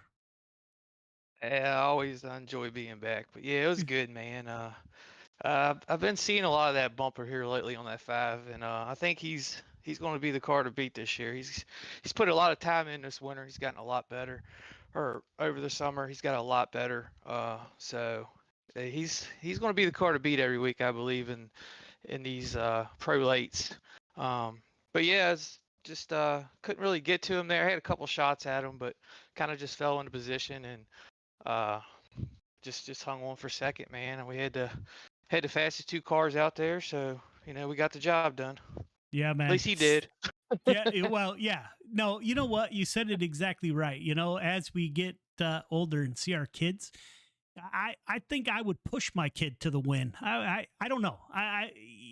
There's just something, man. As I don't know, we could become more of a support crew than we are the aggressive driver that we once were. And I may just be speaking for myself, but yeah, man, what a great feeling that has to be. And it was, I got to tell you, man, from our podcast that we had at the end of last season, talking about will he drive to watching him drive was what an amazing thing, man. So I thank you guys for being a part of this. And yeah, man, it's good to be back.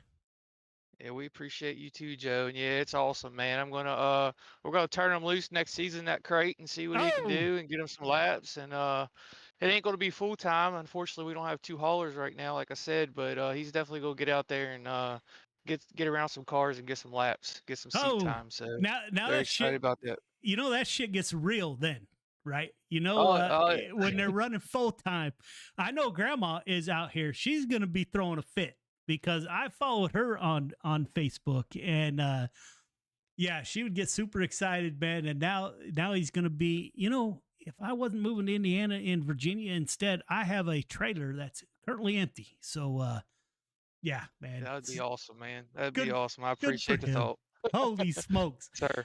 You gonna run sprint cars tonight? Probably not. We're going to Path Valley, Pennsylvania race tomorrow, limited, so I'm gonna get some rest and get ready for that. Get your rest, old man. All right, appreciate you, Joe. Have a good night, man. You too, buddy. Later. Braden Carter, did I already talk to you? No, I didn't. Braden Carter brings home the 05 in P1 youngster. Another victory. How'd the car feel? Felt great, man. Like my dad said, two of the fastest cars out there. Felt great from the drop of the green flag. We stayed 1-2 pretty much the whole race. Car felt good. I had a really good run before that last caution. I think I got a 7/10 lead. But yeah, it's just consistency and keeping it fast. Just love these cars, and yeah, fun time out there with my dad. Yeah, man. So your grandparents and your fans get to watch, and all I can do is smile, man, because I'm a fan of every single person out here. And I think that's what makes us different, right? We try to make a personal connection, and we did the podcast, and I follow you guys, and I buy T-shirts and blah blah blah. And now I hear you're going real racing, and man, this just makes me happy. Great run, man. Thank you for coming out for the test and tune. I guess you guys are going to be on the road tomorrow. You're going to are you going to run the 360s tonight at least? I was thinking about it. I have something else that I might have to leave and run. It depends if the times go into each other. But yeah, I'm looking forward to that if I can run it, because I've been practicing those pretty hard over the off season. Yeah, it's amazing, man. Great run in the 5 victory. It is a test and tune, but it is victory nonetheless. Great run, man. And we'll watch you for as long as you can stay in the 360s for tonight. I'll try my best in those things. Definitely some fast guys in here that run those. Yeah, but I'm sure you'll be right up there. Congratulations, man. Thanks, man. Appreciate it. Yes, sir. All right, ladies and gentlemen, there you have it. There are the pro late models. We're going to take a quick break. I don't think we'll wait until the top of the hour to start the 360s, but stick with us for just a little bit. Let's pick a longer promo, and then we will get the remaining show underway. So, ladies and gentlemen, we'll be right back.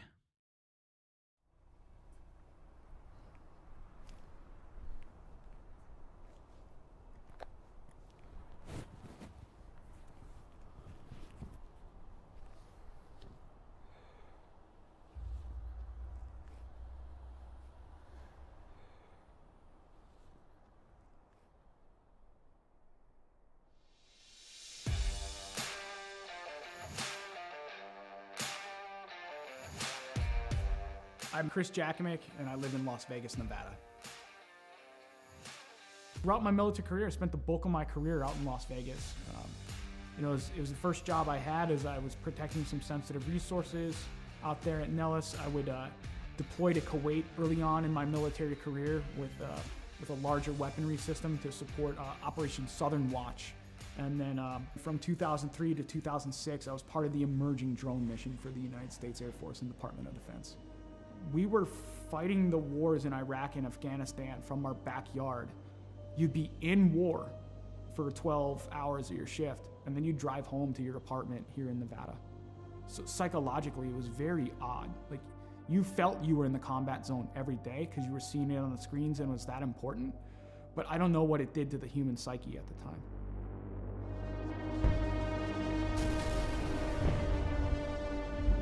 Some things would kind of happen in my personal life after that would change a lot. When Adam joined the Marine Corps, it was a natural fit. Anybody who joins the military, especially after 9/11 happened, you're looking for that purpose. I think that's why he made the choice. It's like, let me go be a Marine. He was in between Fallujah and Ramadi during the heaviest parts of the fighting of the Iraq conflict. I mean, you hear guys like Jocko and everything talk about like the triangle of death. My brother was dead set in the middle of the triangle of death with a Marine unit. I think it changed him. Like, you look at everything across history, you read any of the books out there, war changes anybody that's been involved with it.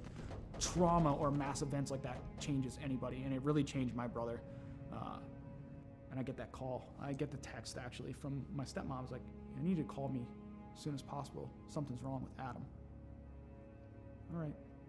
Didn't think anything of it. And I'm about to pull off the highway to go celebrate and have some pizza with my classmates, and she's like, Adam's dead. Adam's dead. He had died by suicide that day, 25th of July, 2017. And it changed my world forever. I think that was the first time I saw or heard someone broken through the phone. There was a time where I was concerned that he wasn't going to make it. There were times I thought, we're going to have to camp out outside of his house, or we might get that phone call. Are we ready for that phone call? I couldn't catch a break. A fellow first sergeant I served with, he had died by suicide. On the day of my buddy's funeral, I'm going through social media, and I see this, what appears to be a manifesto from one of my old airmen. My first thought was like, today's not going to be a good day. And sadly, my hunch was right. He had killed his own family and taken his own life on the day of my buddy's funeral. It was just compounding trauma after trauma after trauma. I cracked. I fell hard with alcohol. That was rock bottom.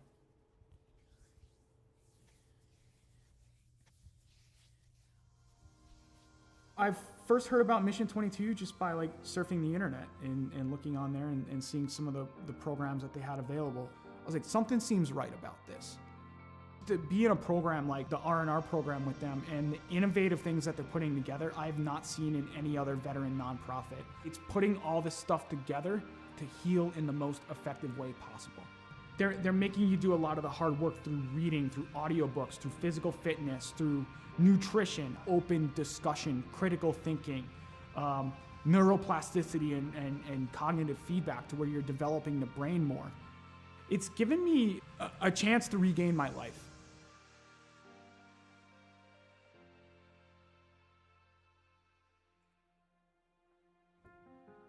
Cycling's been a big part of my recovery. Is around the time I retired a little over a year ago, I set forth, I was like, let me set this goal to ride 2,020 miles in 2020 for another veteran nonprofit that supports Gold Star families and those lost either to accident or to suicide.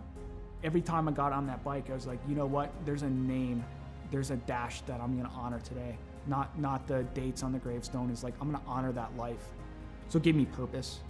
And it just became like a release for me to where the pedals would spin and I would get out of my head for a little bit. physically I was starting to feel better. I could see the improvements, and I've tracked my data over the past year, and it's phenomenal on the growth that I've had on a bike. He's just on a mission and is relentless about it. You know, every day he pushes it. From, you know, the loss of his brother and a number of different trauma that he had gone through in his life, it was absolutely critical for him to find something that he could sink his teeth into. I think he's taken the ball and run with it with Mission 22, especially the R&R, the recovery and resilience part. I think it makes him stronger in the person that he is today. I don't know why I fell on the bike. It was just like, okay, it called to me, and then I kept going. So you know that scene from Forrest Gump where he just starts running one day and it ends up in Monument Valley in Utah? He's like, I'm tired, I think I'll go home now. I'm not tired yet. I'm not ready to throw the towel in like Forrest Gump did. I'm getting on that bike and I'm keeping on going because there's something about it. There's something about just getting out in nature, having that breeze in your face and seeing some of the beautiful landscape here in Las Vegas, where it takes you away from the stressors and the challenges of the world for a little bit. And you can just appreciate the beauty that is out there and be in the moment. And then it got serious because the Air Force enrolled me in the Air Force Wounded Warrior program, and it got transformed into lo and behold training. If I do this well, maybe I can go represent the Air Force. Maybe my grief and everything in my entire story can come to fruition because I can put the energy into something positive.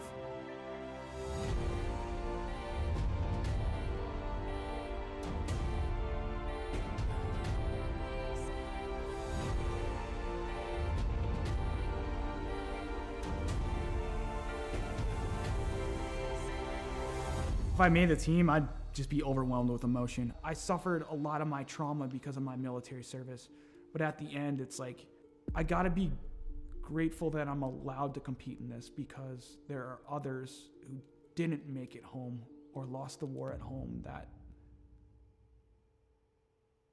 That's what it's about.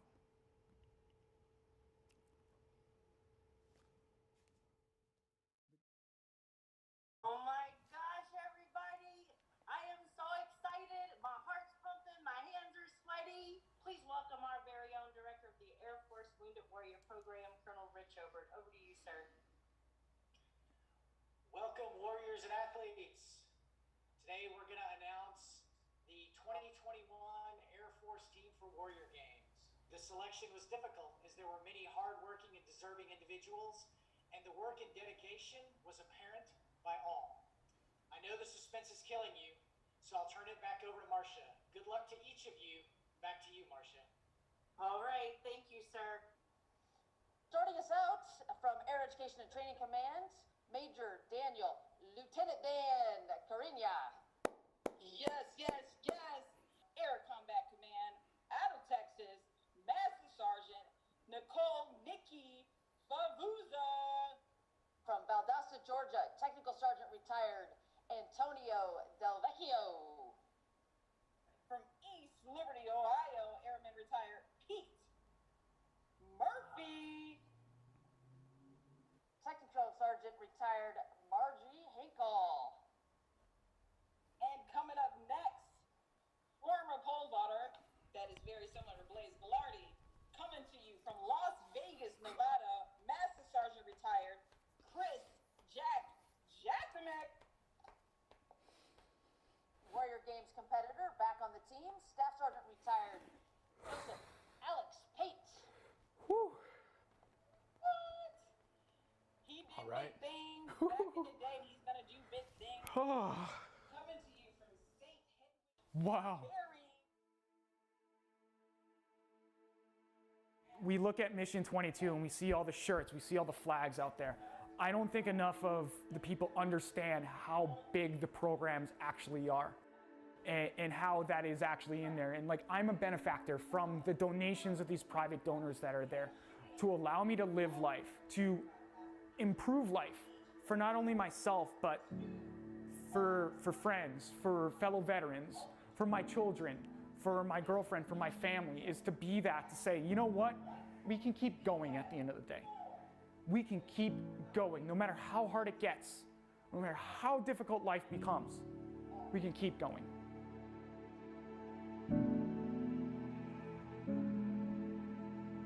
We have this value in the Air Force, this belief, a wingman concept. We're gonna take care of each other. We've got each other. And it gives us hope, right? And so if you have been knocked down, I say this a lot, by the baseball bat of life, right? You're on the ground. If you know that someone's got you, it's got your six, no matter what, that's gonna help you get back up again. And that's part of Mission 22, I think, for him. That connection, that human connection, that's what's gonna save us. Yeah, that's what saved him. He can be a light in darkness. No matter how dark that spiral is, to know that someone got back up again and navigated their way out, that they can get through it too, that they are not alone. Not for one moment of one day.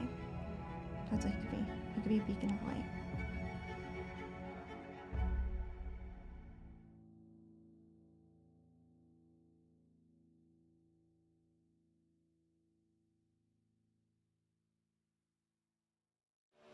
Welcome back, ladies and gentlemen. While we were away, had a very interesting back and forth messages with one of our fans out there, Timothy Eldridge, cheering on the 12 car of Caden Berry. And it kind of brought back to mind why it is that I created this league that we all race in.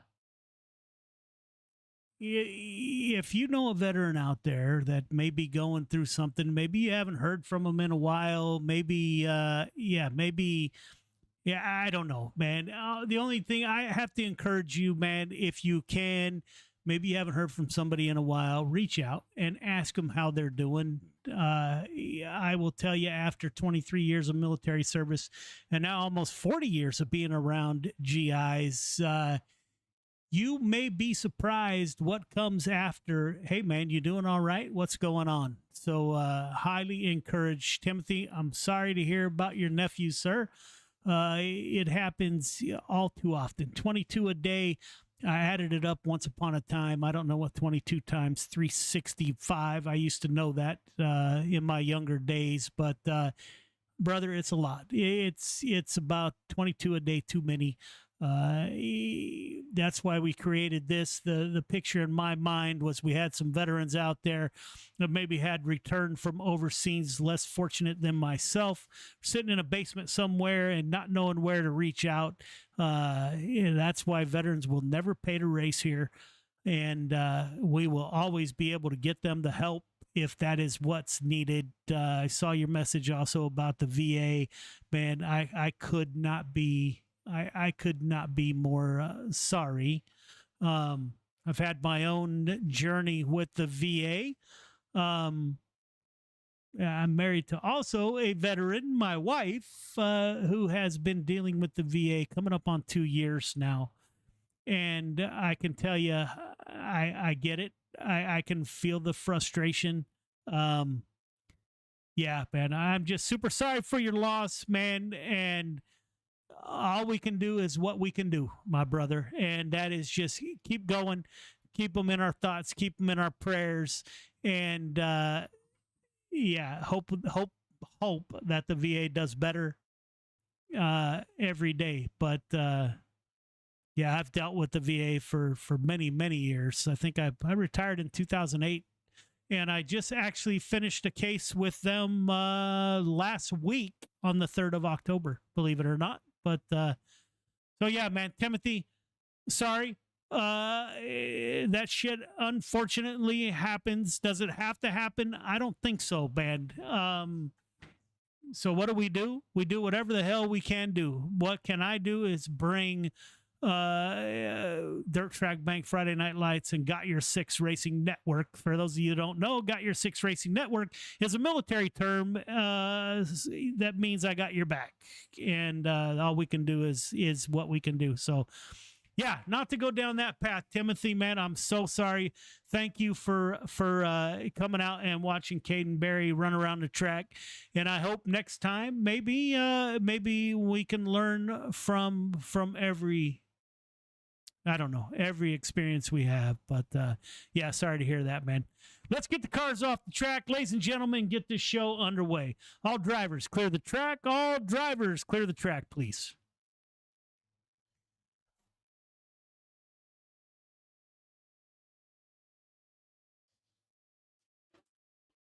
Hi, drivers. Welcome to 360 Sprint Cars. Looks like we only have 11 cars in the field. This will be the last time we probably see that, so enjoy the space that you have on the racetrack. Again, thank you all for coming out. For those of you that are new, again, initial start is on green. Restarts are on the leader. Do not pass before the start-finish line. Make sure that, so any returning drivers only have until midnight tonight. If there's a number that you want that is not claimed, I'm going to start removing drivers who have not paid by tomorrow morning. And I get up early. I'm old, so I get up super early. So we're going to start removing those drivers.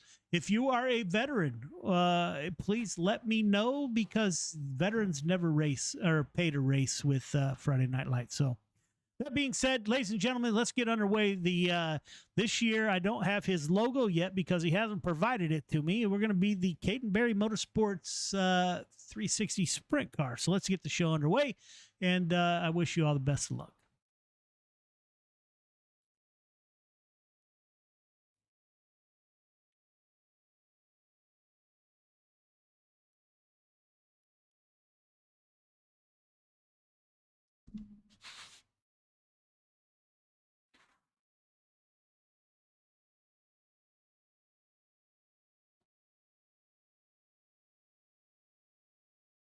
All right, ladies and gentlemen, we have advanced to qualifying. We'll catch the drivers out as they come out on the track. More importantly, Timothy,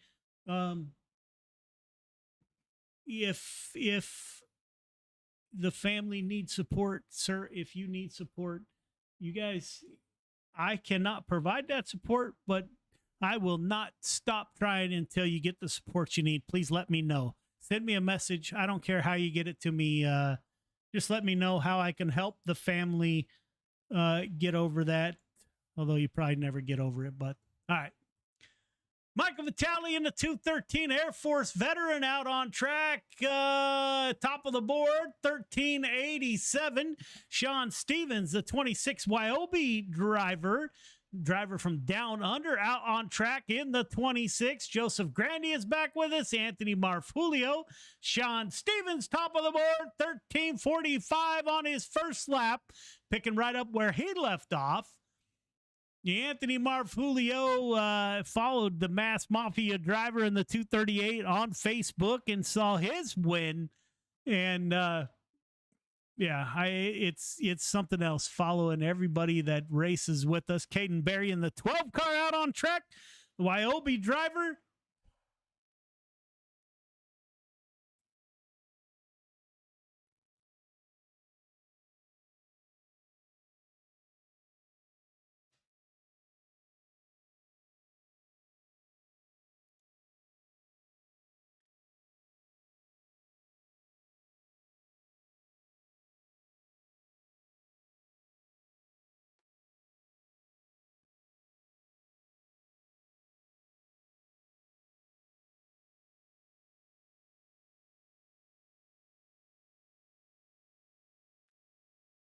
Shuts it down. Caden Berry, second quick behind his teammate Sean Stevens, 13-4-3.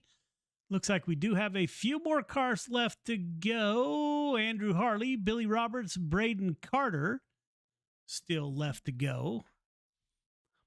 As I started to say, one man in the booth tonight. I do miss my my good friend Clayton Hack, who was with us last year. Not with us this year. He's got other things going on, but yeah, I know he was a fan favorite, and he's a Joe Halter favorite for sure. Clayton, miss you if you're out there, man. I wish you the best of luck in whatever you got going on. So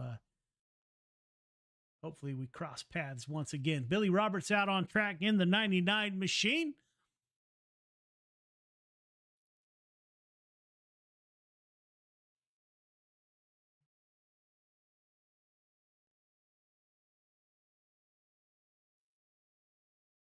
First lap, 14:34, good enough for ninth. Quick as time runs out on qualifying. Looks like it will be Sean Stevens with your quick time.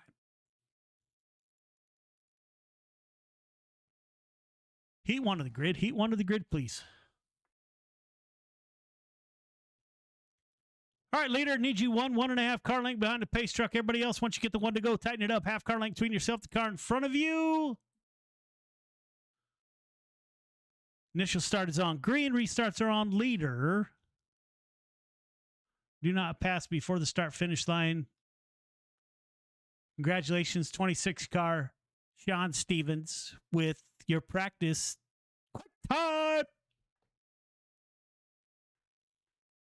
Sean Stevens, Derek P. on the front row. Derek P. out of Placerville, California. Oh, man. So, I don't know. You guys probably can't see the race suit behind me that's hanging on the wall with my helmet. Still has Placerville mud on the visor. Placerville is like nothing on the face of the planet. What a cool little track. Love racing there. Anthony Marfulio, Nick Berry in row number 2. Billy Roberts, Andrew Harley round out your field of 6 drivers.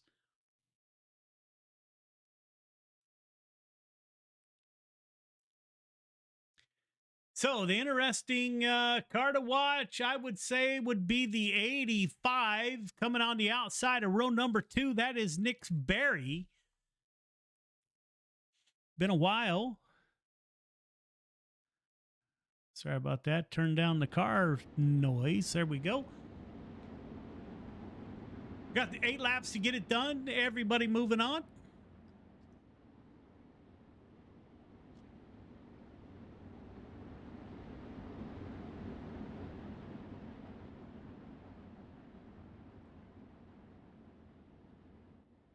Pace truck will exit this time by. Green flag is out, ladies and gentlemen. We are underway. John Stevens, he will dive to the fence. He's got Derek P. heading to his outside into 41. Wyoming teammates getting it done. Anthony Marfulio in P3. Andrew Harley in the Milwaukee number 43 ride. Billy Roberts in the 99, not known for sprint car racing, and yet here he is.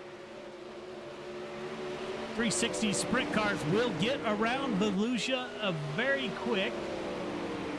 Nick Berry in the 85, getting a feel for the ride on... I was talking to somebody, I can't remember who I was talking to the other day. iRacing is about as close as you can get, but it is not the real thing. Did not believe the sounds and the smells and the feel out here in California. Our dwarf cars only ran after sprint cars, and the ruts that sprint cars cut in a track for a little tiny dwarf car, I felt like I got beat up after every race. So, yeah. iRacing is not the real deal, but I think it's as close as you can get. Sean Stevens, Derek P., Anthony Marfulio, Andrew Harley are your top 4. Billy Roberts, Nick Berry getting settled in as he makes a hard right.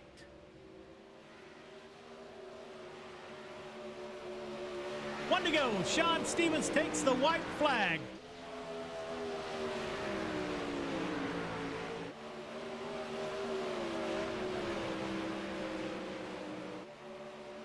Coming off a turn 4, it'll be Sean Stevens, Derek P., Anthony Marfulio battling it out with Andrew Harley. That is your top 4.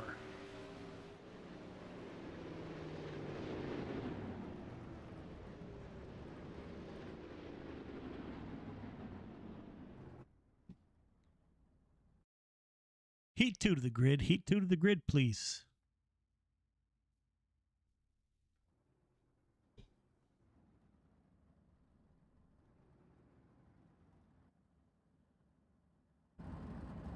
All right, leader, need you 1.5 car length behind the pace truck. Everybody else, once you get the one to go, tighten it up. Half car length between yourself, the car in front of you. Initial start is on green. Restarts on leader. Do not pass before the start finish line. Do not jump the start. Got 8 laps to get it done. Everybody moving on. Race hard, race clean. Good luck. Timothy talking about Nick back in the day. Caden Berry, Joseph Grandy on the front row, Randy Shreves, Michael Vitale in row 2, Braden Carter round out your field of 5 drivers.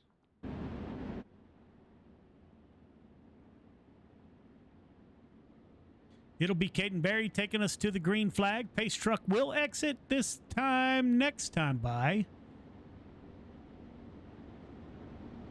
Gail out there cheering on the 12 car. Timothy cheering on the 12 car. Rhonda cheering on the 12 car on a test and tune Friday night right here with Dirt Track Bank Friday Night Lights. I'd like to, as always, thank the Dirt Track Bank for coming on board once again and covering what we do 100%.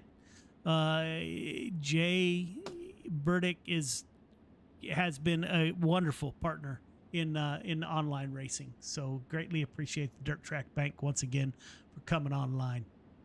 Tom Hart is back with us. Tom usually out in his garage fiddling around. Tom, welcome back. I picked up the CT90 trail bike habit, so may need your help here out in the garage one of these days. Caden Berry takes the green flag with Joseph Grandy to his outside. Good run on the high side from Grandy. Grandy trying to get the high side to work, working at the edge of the loose stuff there. He's going to cross over the 12 car. Grandy with a good run down the backstretch. That's 2 laps in a row. A great run by Joseph Grandy in the 518 car. Grandy, Berry, Shreves, your top 3. Michael Vitale in the 213. Again, thank you to Michael Vitale for his service in the United States Air Force. Thanks to all the veterans who join us here on Friday Night Lights. Oh! Oops. Joseph Grandy to the inside wall. I'm not sure what happened to the 518.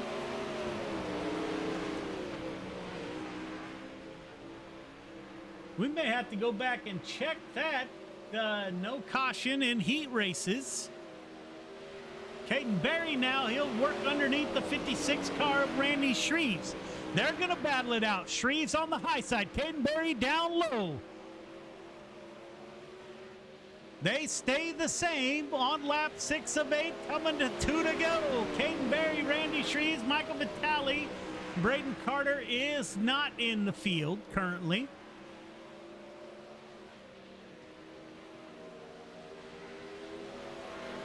White flag, Caden Berry, the youngster in the 12 car.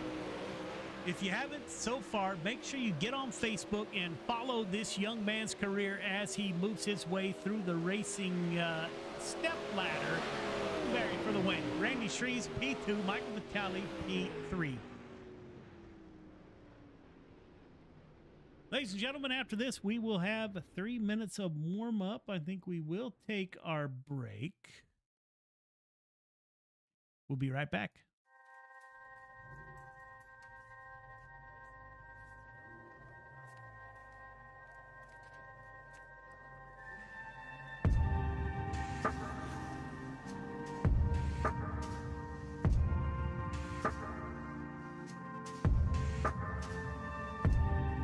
Our biggest thing is getting the word out, awareness of Mission 22, the struggle as it is to fight PTSD and suicide.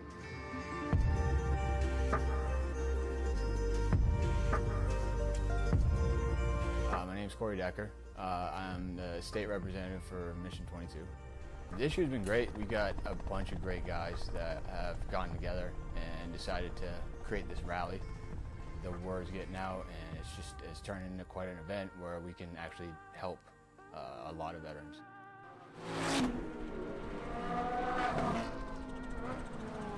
It's a great event, but you really have to go and see it for yourself, and it's really one of those things that's an experience. That just going that weekend, we've seen how it changes people.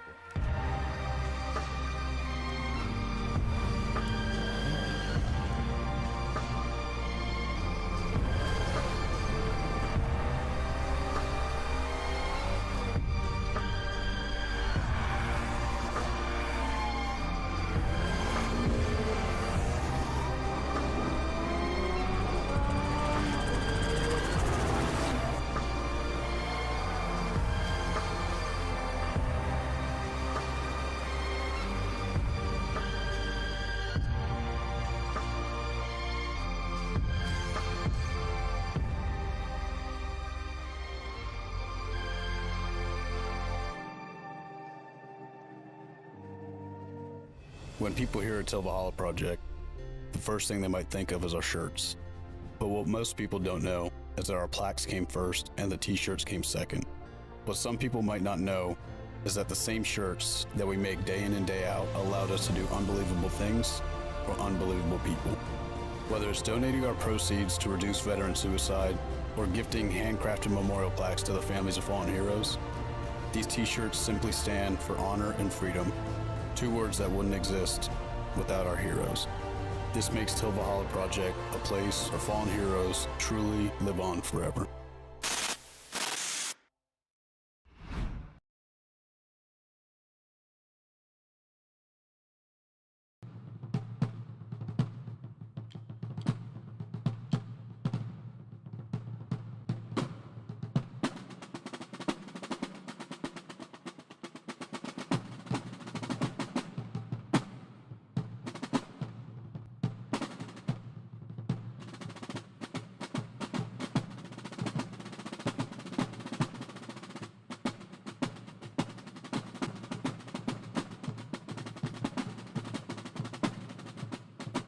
All right, ladies and gentlemen, it's time to go feature racing. Feature to the grid. Feature to the grid, please.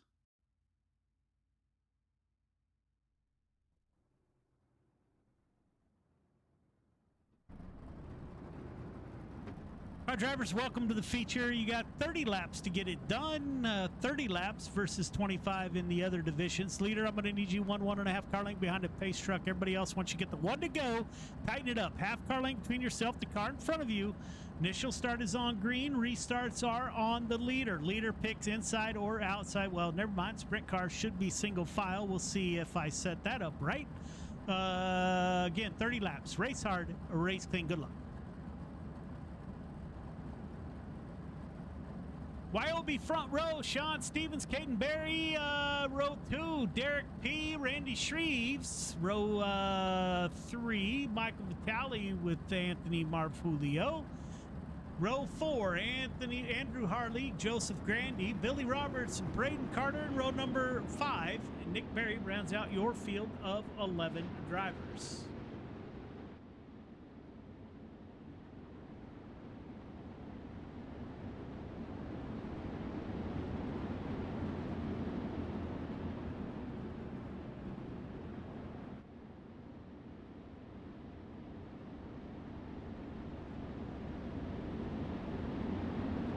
We will get the one to go this time by. Lights are off on the pace truck. Or maybe they're not.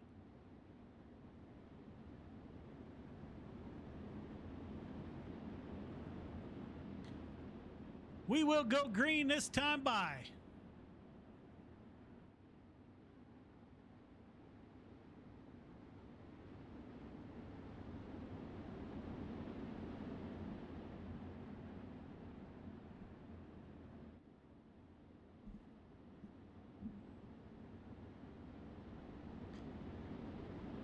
Tom Hart, Rhonda, Timothy out there. Everyone else might have fallen asleep, but at least we have 3 viewers out there. Thank you guys for sticking it out with us as the pace truck has exited. Green flag is out. Ladies and gentlemen, we are underway. Caden Berry on the outside of his teammate. With his teammate behind him, they're going to... No, that is Randy Shreves behind him.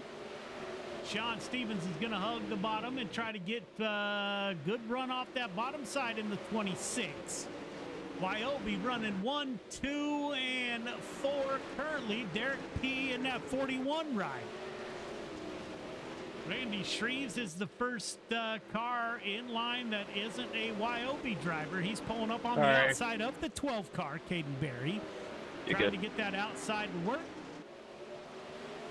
I have known Randy Shreves for quite a while. He's a previous sprint car driver or champion in Friday Night Lights, and I raced with him in Coast to Coast Racing League. Good night. That guy can find lines that don't work for anybody else, and the 56 car is able to find a line that you think no way.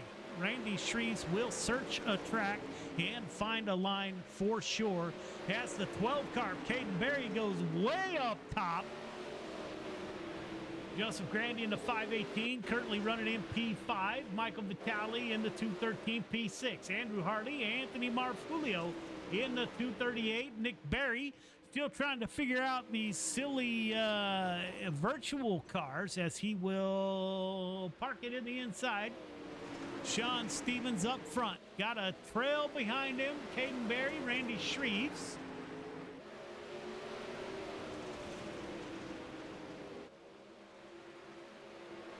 Let's go on board with the youngster. There he needs to pull a tear off there.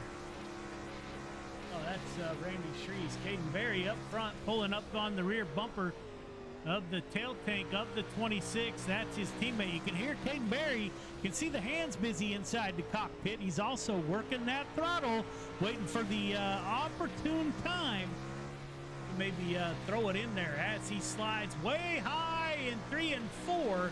Hoping for a good run off the top side. Can't close the gap on lap 10 of 30 already in the books.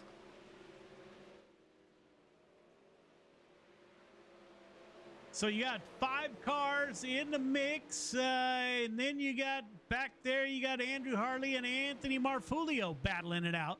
Now, I can guarantee you the 238 will not be in the back of the pack come regular race time, as he is also a previous champion of Friday Night Lights in that 238 car. Matter of fact, he had a victory not too long ago. Another driver I enjoy following on Facebook with his onboard videos, the 238, that is Anthony Marfulio out of the Boston area.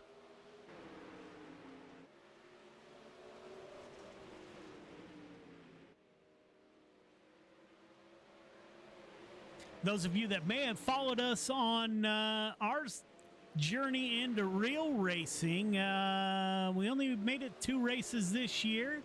Ran into some medical issues that were a carryover from the military days, MRIs and x-rays and physical therapy. Looks like we may be out of a race car for good. Tried to explain it to my wife of 38 years that the doctor said I can't race. He didn't say I can't drive. So thinking about maybe when we get to Indiana, buy a midget or a sprint car and go out on practice days.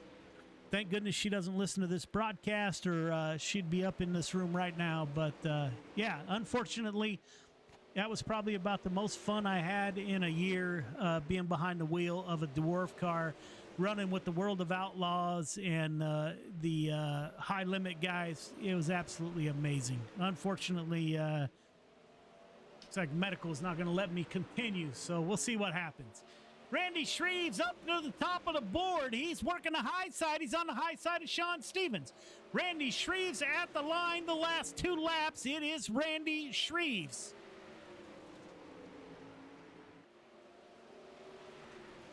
Sean Stevens is going to stay down low. Caden Berry's going to slide up, as now will Sean Stevens. He slides up and gets in front of Randy Shreves. Stevens will try to stay as the caution comes out. Andrew Harley involved. Take a look and see if we can see. That was nice, Grandy. What happened here? Slammed on your brakes while I'm right behind you. Oh, looks like a bunch of net code there. Let's see if we can catch that once again.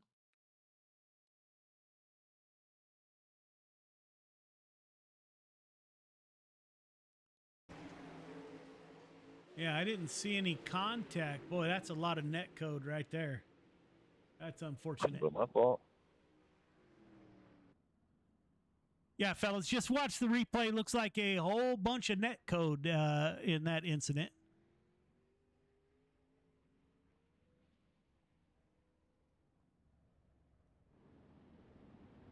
Sean Stevens at the front of the field. He's able to hold on to the P1.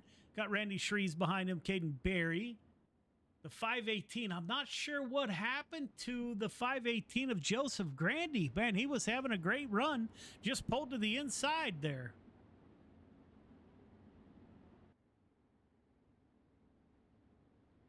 Lights are on the pace truck. Let's see what we can do here.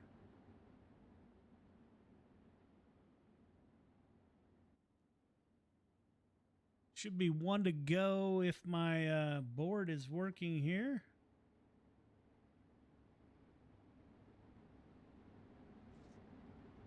Lights are off on the pace truck. We are going to go green next time by.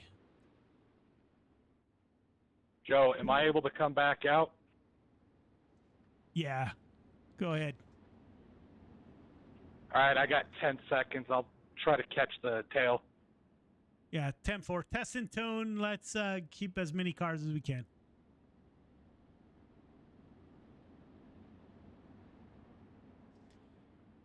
And we won't double up in cautions in sprint cars either come regular season. So made a note.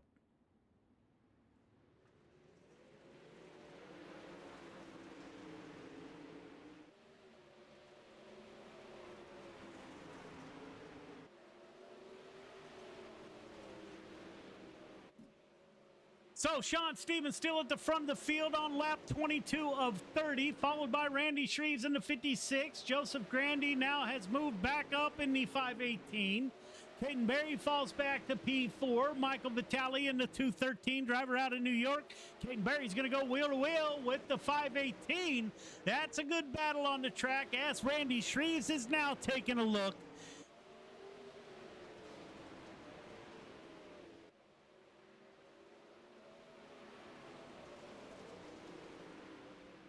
Sean Stevens, Randy Shreves, Caden Berry, Joseph Grandy. Timothy out talking about the high limit guys. I got to tell you, being in the pits with those guys is an experience that I will never forget. 57 years old, soon to be 58 on the 22nd of this month. And, man, you're never too, I don't think you're ever too old to experience new things. What an experience, man, for sure. Sean Stevens with a mirror full of the 56 of Randy Shreves. Will Randy Shreves make a late race dash to the front of the field? Caden Berry running a slider line behind the 56. Who will it be? Oh, Sean Stevens looks like he brushed the outside wall at the exit of turn 2. Is that enough for Randy Shreves to give him a little opening here? Both of those drivers couldn't get much higher here at Volusia. Randy Shreves stays up high. Sean Stevens runs middle. Looks like Sean Stevens will get a little bit of gap between himself. Randy Shreves able to close that down on the front stretch. Coming to one to go. White flag in the hands of the flagman. Here we go. Coming to one to go. Sean Stevens, Randy Shreves, Caden Berry. Shreves, a little bit of contact. Sorry. Slides up, gets into the back of the 26. Will that open the door for Caden Berry? No, sir. Sean Stevens, Randy Shreves, Caden Berry. Top 3 start finish line, please. Top 3 start finish line. Good show by the 360 sprint cars. Although there wasn't a ton of them, they put on a really good show.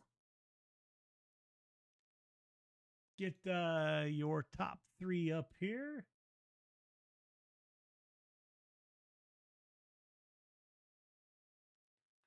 Let's get Caden Berry in the booth.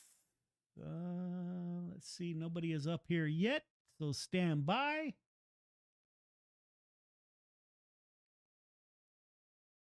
Caden Berry brings the 12 car. Randy Shreves put on a great show. He was digging for the front of the field.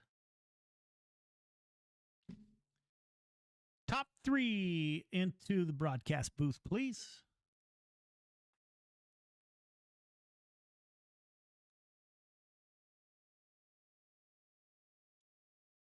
See Sean Stevens in the booth waiting on the rest of the crew. I know Caden Berry knows the way up here. There's Caden Berry. Where is Randy Shreves? We'll call Caden Berry up to the booth. Caden, this is Joe. You got me? Yeah, gotcha. Another good run, man. In the 12 car, it's good start to the season. Kind of getting your feet wet. What are you looking forward to for this season, man? You going to run away with it this time? I'm gonna try. I was dealing with a set that I didn't really like in the open set that we had there, but we did the best we could, I guess, and I think we were still there for the win. We were just starting to figure out the setup there late in the race, and Just wished I, learned it sooner. I don't really run those sets much, but hopefully for the season, which will be on fix anyway, we'll be really, really fast and hopefully get the championship. Yeah, that was operator error. I know we always run fixed setups, and we also do single file restarts. So that was on me. Great run by that 12 car band. Thank you for coming out. I'm not sure if we're going to run next week or if we'll just do the C2C charity event in 2 weeks and then have our open season. But man, I thank you and your dad for coming out, man. Great run by that 12 car. And still, man, we got to talk about this T-shirt business. I ordered your T-shirt. You tell me I didn't get the right one. You got to tell me. Where I ordered that benefits the Caden Berry race team. I guess that's not what I ended up with. So, yeah, man, I'm down for buying more T-shirts. All you got to do is send me a link, my friend. All right, for sure, will do, man. All right, have a great weekend, Caden. You too. All right, man. See ya. Randy Shreves brings the 56 home, P2. He moves up 2 positions from the start. Randy, it's Joe. You got me? Yeah, I got you, buddy. Man, we were talking during the broadcast. There's nobody on the face of the planet that I've ever raced with or watched race on iRacing that searches a track like you do. You will find a line, and I can't remember what track it is, man, but it's the track where you go up and get on the top ledge. Lucas Oil. Is it Lucas Oil? And I told you, man, there's no way. I've never seen anybody go up on the top ledge and come off faster than when they went up there. And you were the first one that I saw do that. What a joy to watch, man. You will find traction, you will find speed wherever it's at, and you won't stop hunting until you find it. So, man, great run in this test and tune. I can't wait till this season. More money on the line than ever. Hard Charger, Victory Lane, which is feature winner. The money is just it's more and more and more, and that's our way to pay back to you guys, man. Great run in the 56. How was the car? The car felt real good. I can just pretty much go about anywhere on the track as long as I just paid attention to the throttle, not getting that slick, and yeah, just kind of search around. I knew Sean was up there leading, and I know how it is to be the leader, and you just don't know where the guy behind you is running. So I was just trying to find somewhere faster. I thought that if we could have gone all the way to green when that caution came out with 10 to go, I think I maybe would have had something for Sean. I had some pretty good runs going. Yeah, and I thought you were going to get there, man. And I have no doubt that you would not stop searching until you found the line. So, man, it's great to see you back on the track, my friend. Great run, and I wish you a great weekend. It sounds like the C2C charity event is going to happen on the 25th. So we may run next week, we may not. Please keep an eye on Facebook and our Discord page. I'm not sure if we need another test and tune, but we may, man. Great run by the 56. Can't wait till this year and to send you some more cash at the end of the year. Yeah, let's hope so. I can't wait. All right, man. Have a great weekend. Thanks, Joe. Yeah, man. Sean Stevens, our great friend from down under in the YOB number 26, brings the 26 car home, P1 in our second test and tune. Sean, this is Joe. You got me? I certainly do, mate. How are we going? It's good to be back. You know what, man? It's yeah. If you watch the broadcast, I can't say enough how great it's to be back in this seat and watching you guys. Great run in that 26, man. What did Randy Shreves rattle your cage a little bit, or was it just business as usual? It's only a test and tune, but it's never just a test and tune, right? That's right. We're out here getting our cars ready for the official season, and I started to sweat a little bit when I saw Randy behind me there. I saw him searching for lines, and he was going up high, and it's funny because it's easier for the people behind you to search for lines and find that faster line, and compared to what it is to being the leader and trying to find that line. Because if you go searching for the line, and you go around the top and say, for instance, Randy goes underneath you, well, then he's gained 200, 300ths of a second on you. So you've got to make sure you know where the line is at all times and be focused all times. So yeah, as I said, Randy had a wicked race today. He got me sweating a bit there, and especially towards the end and that late caution there, I didn't want that to happen. But just lucky me restart was on point, and I could hit the bottom nicely, and yeah, it paid off in the end.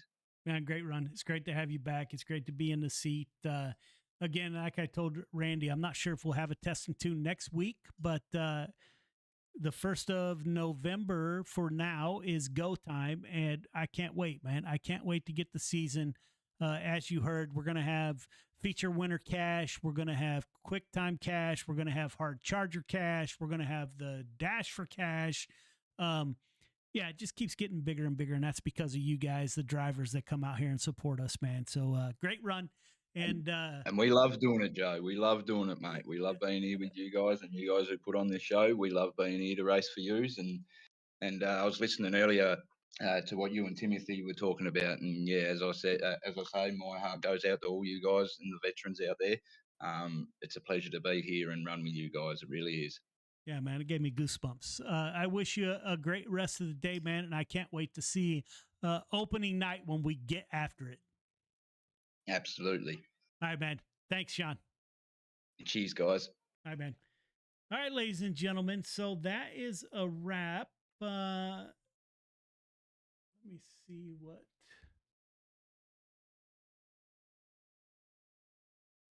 Looking for that is a wrap. I'd like to thank everybody for tuning in as you always do.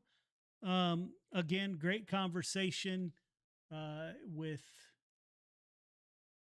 Give me 1 second. We're trying something new.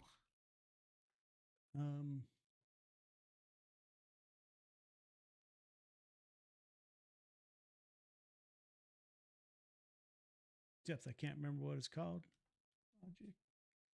Logic capture.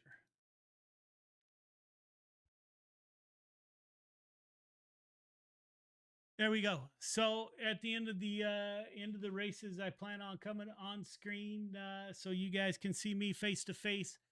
Again, greatly appreciate everybody for tuning in. Timothy, great conversation, man. Unfortunately, my friend, that stuff happens, way too often, and it takes all of us. I don't know. I was talking to the good folks at Mission 22 not too long ago, and I told them I don't know if we're doing any good.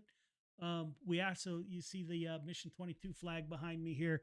We took that and we flew it over our trailer at the track in real racing, and I told them I don't know if we're doing any good or not.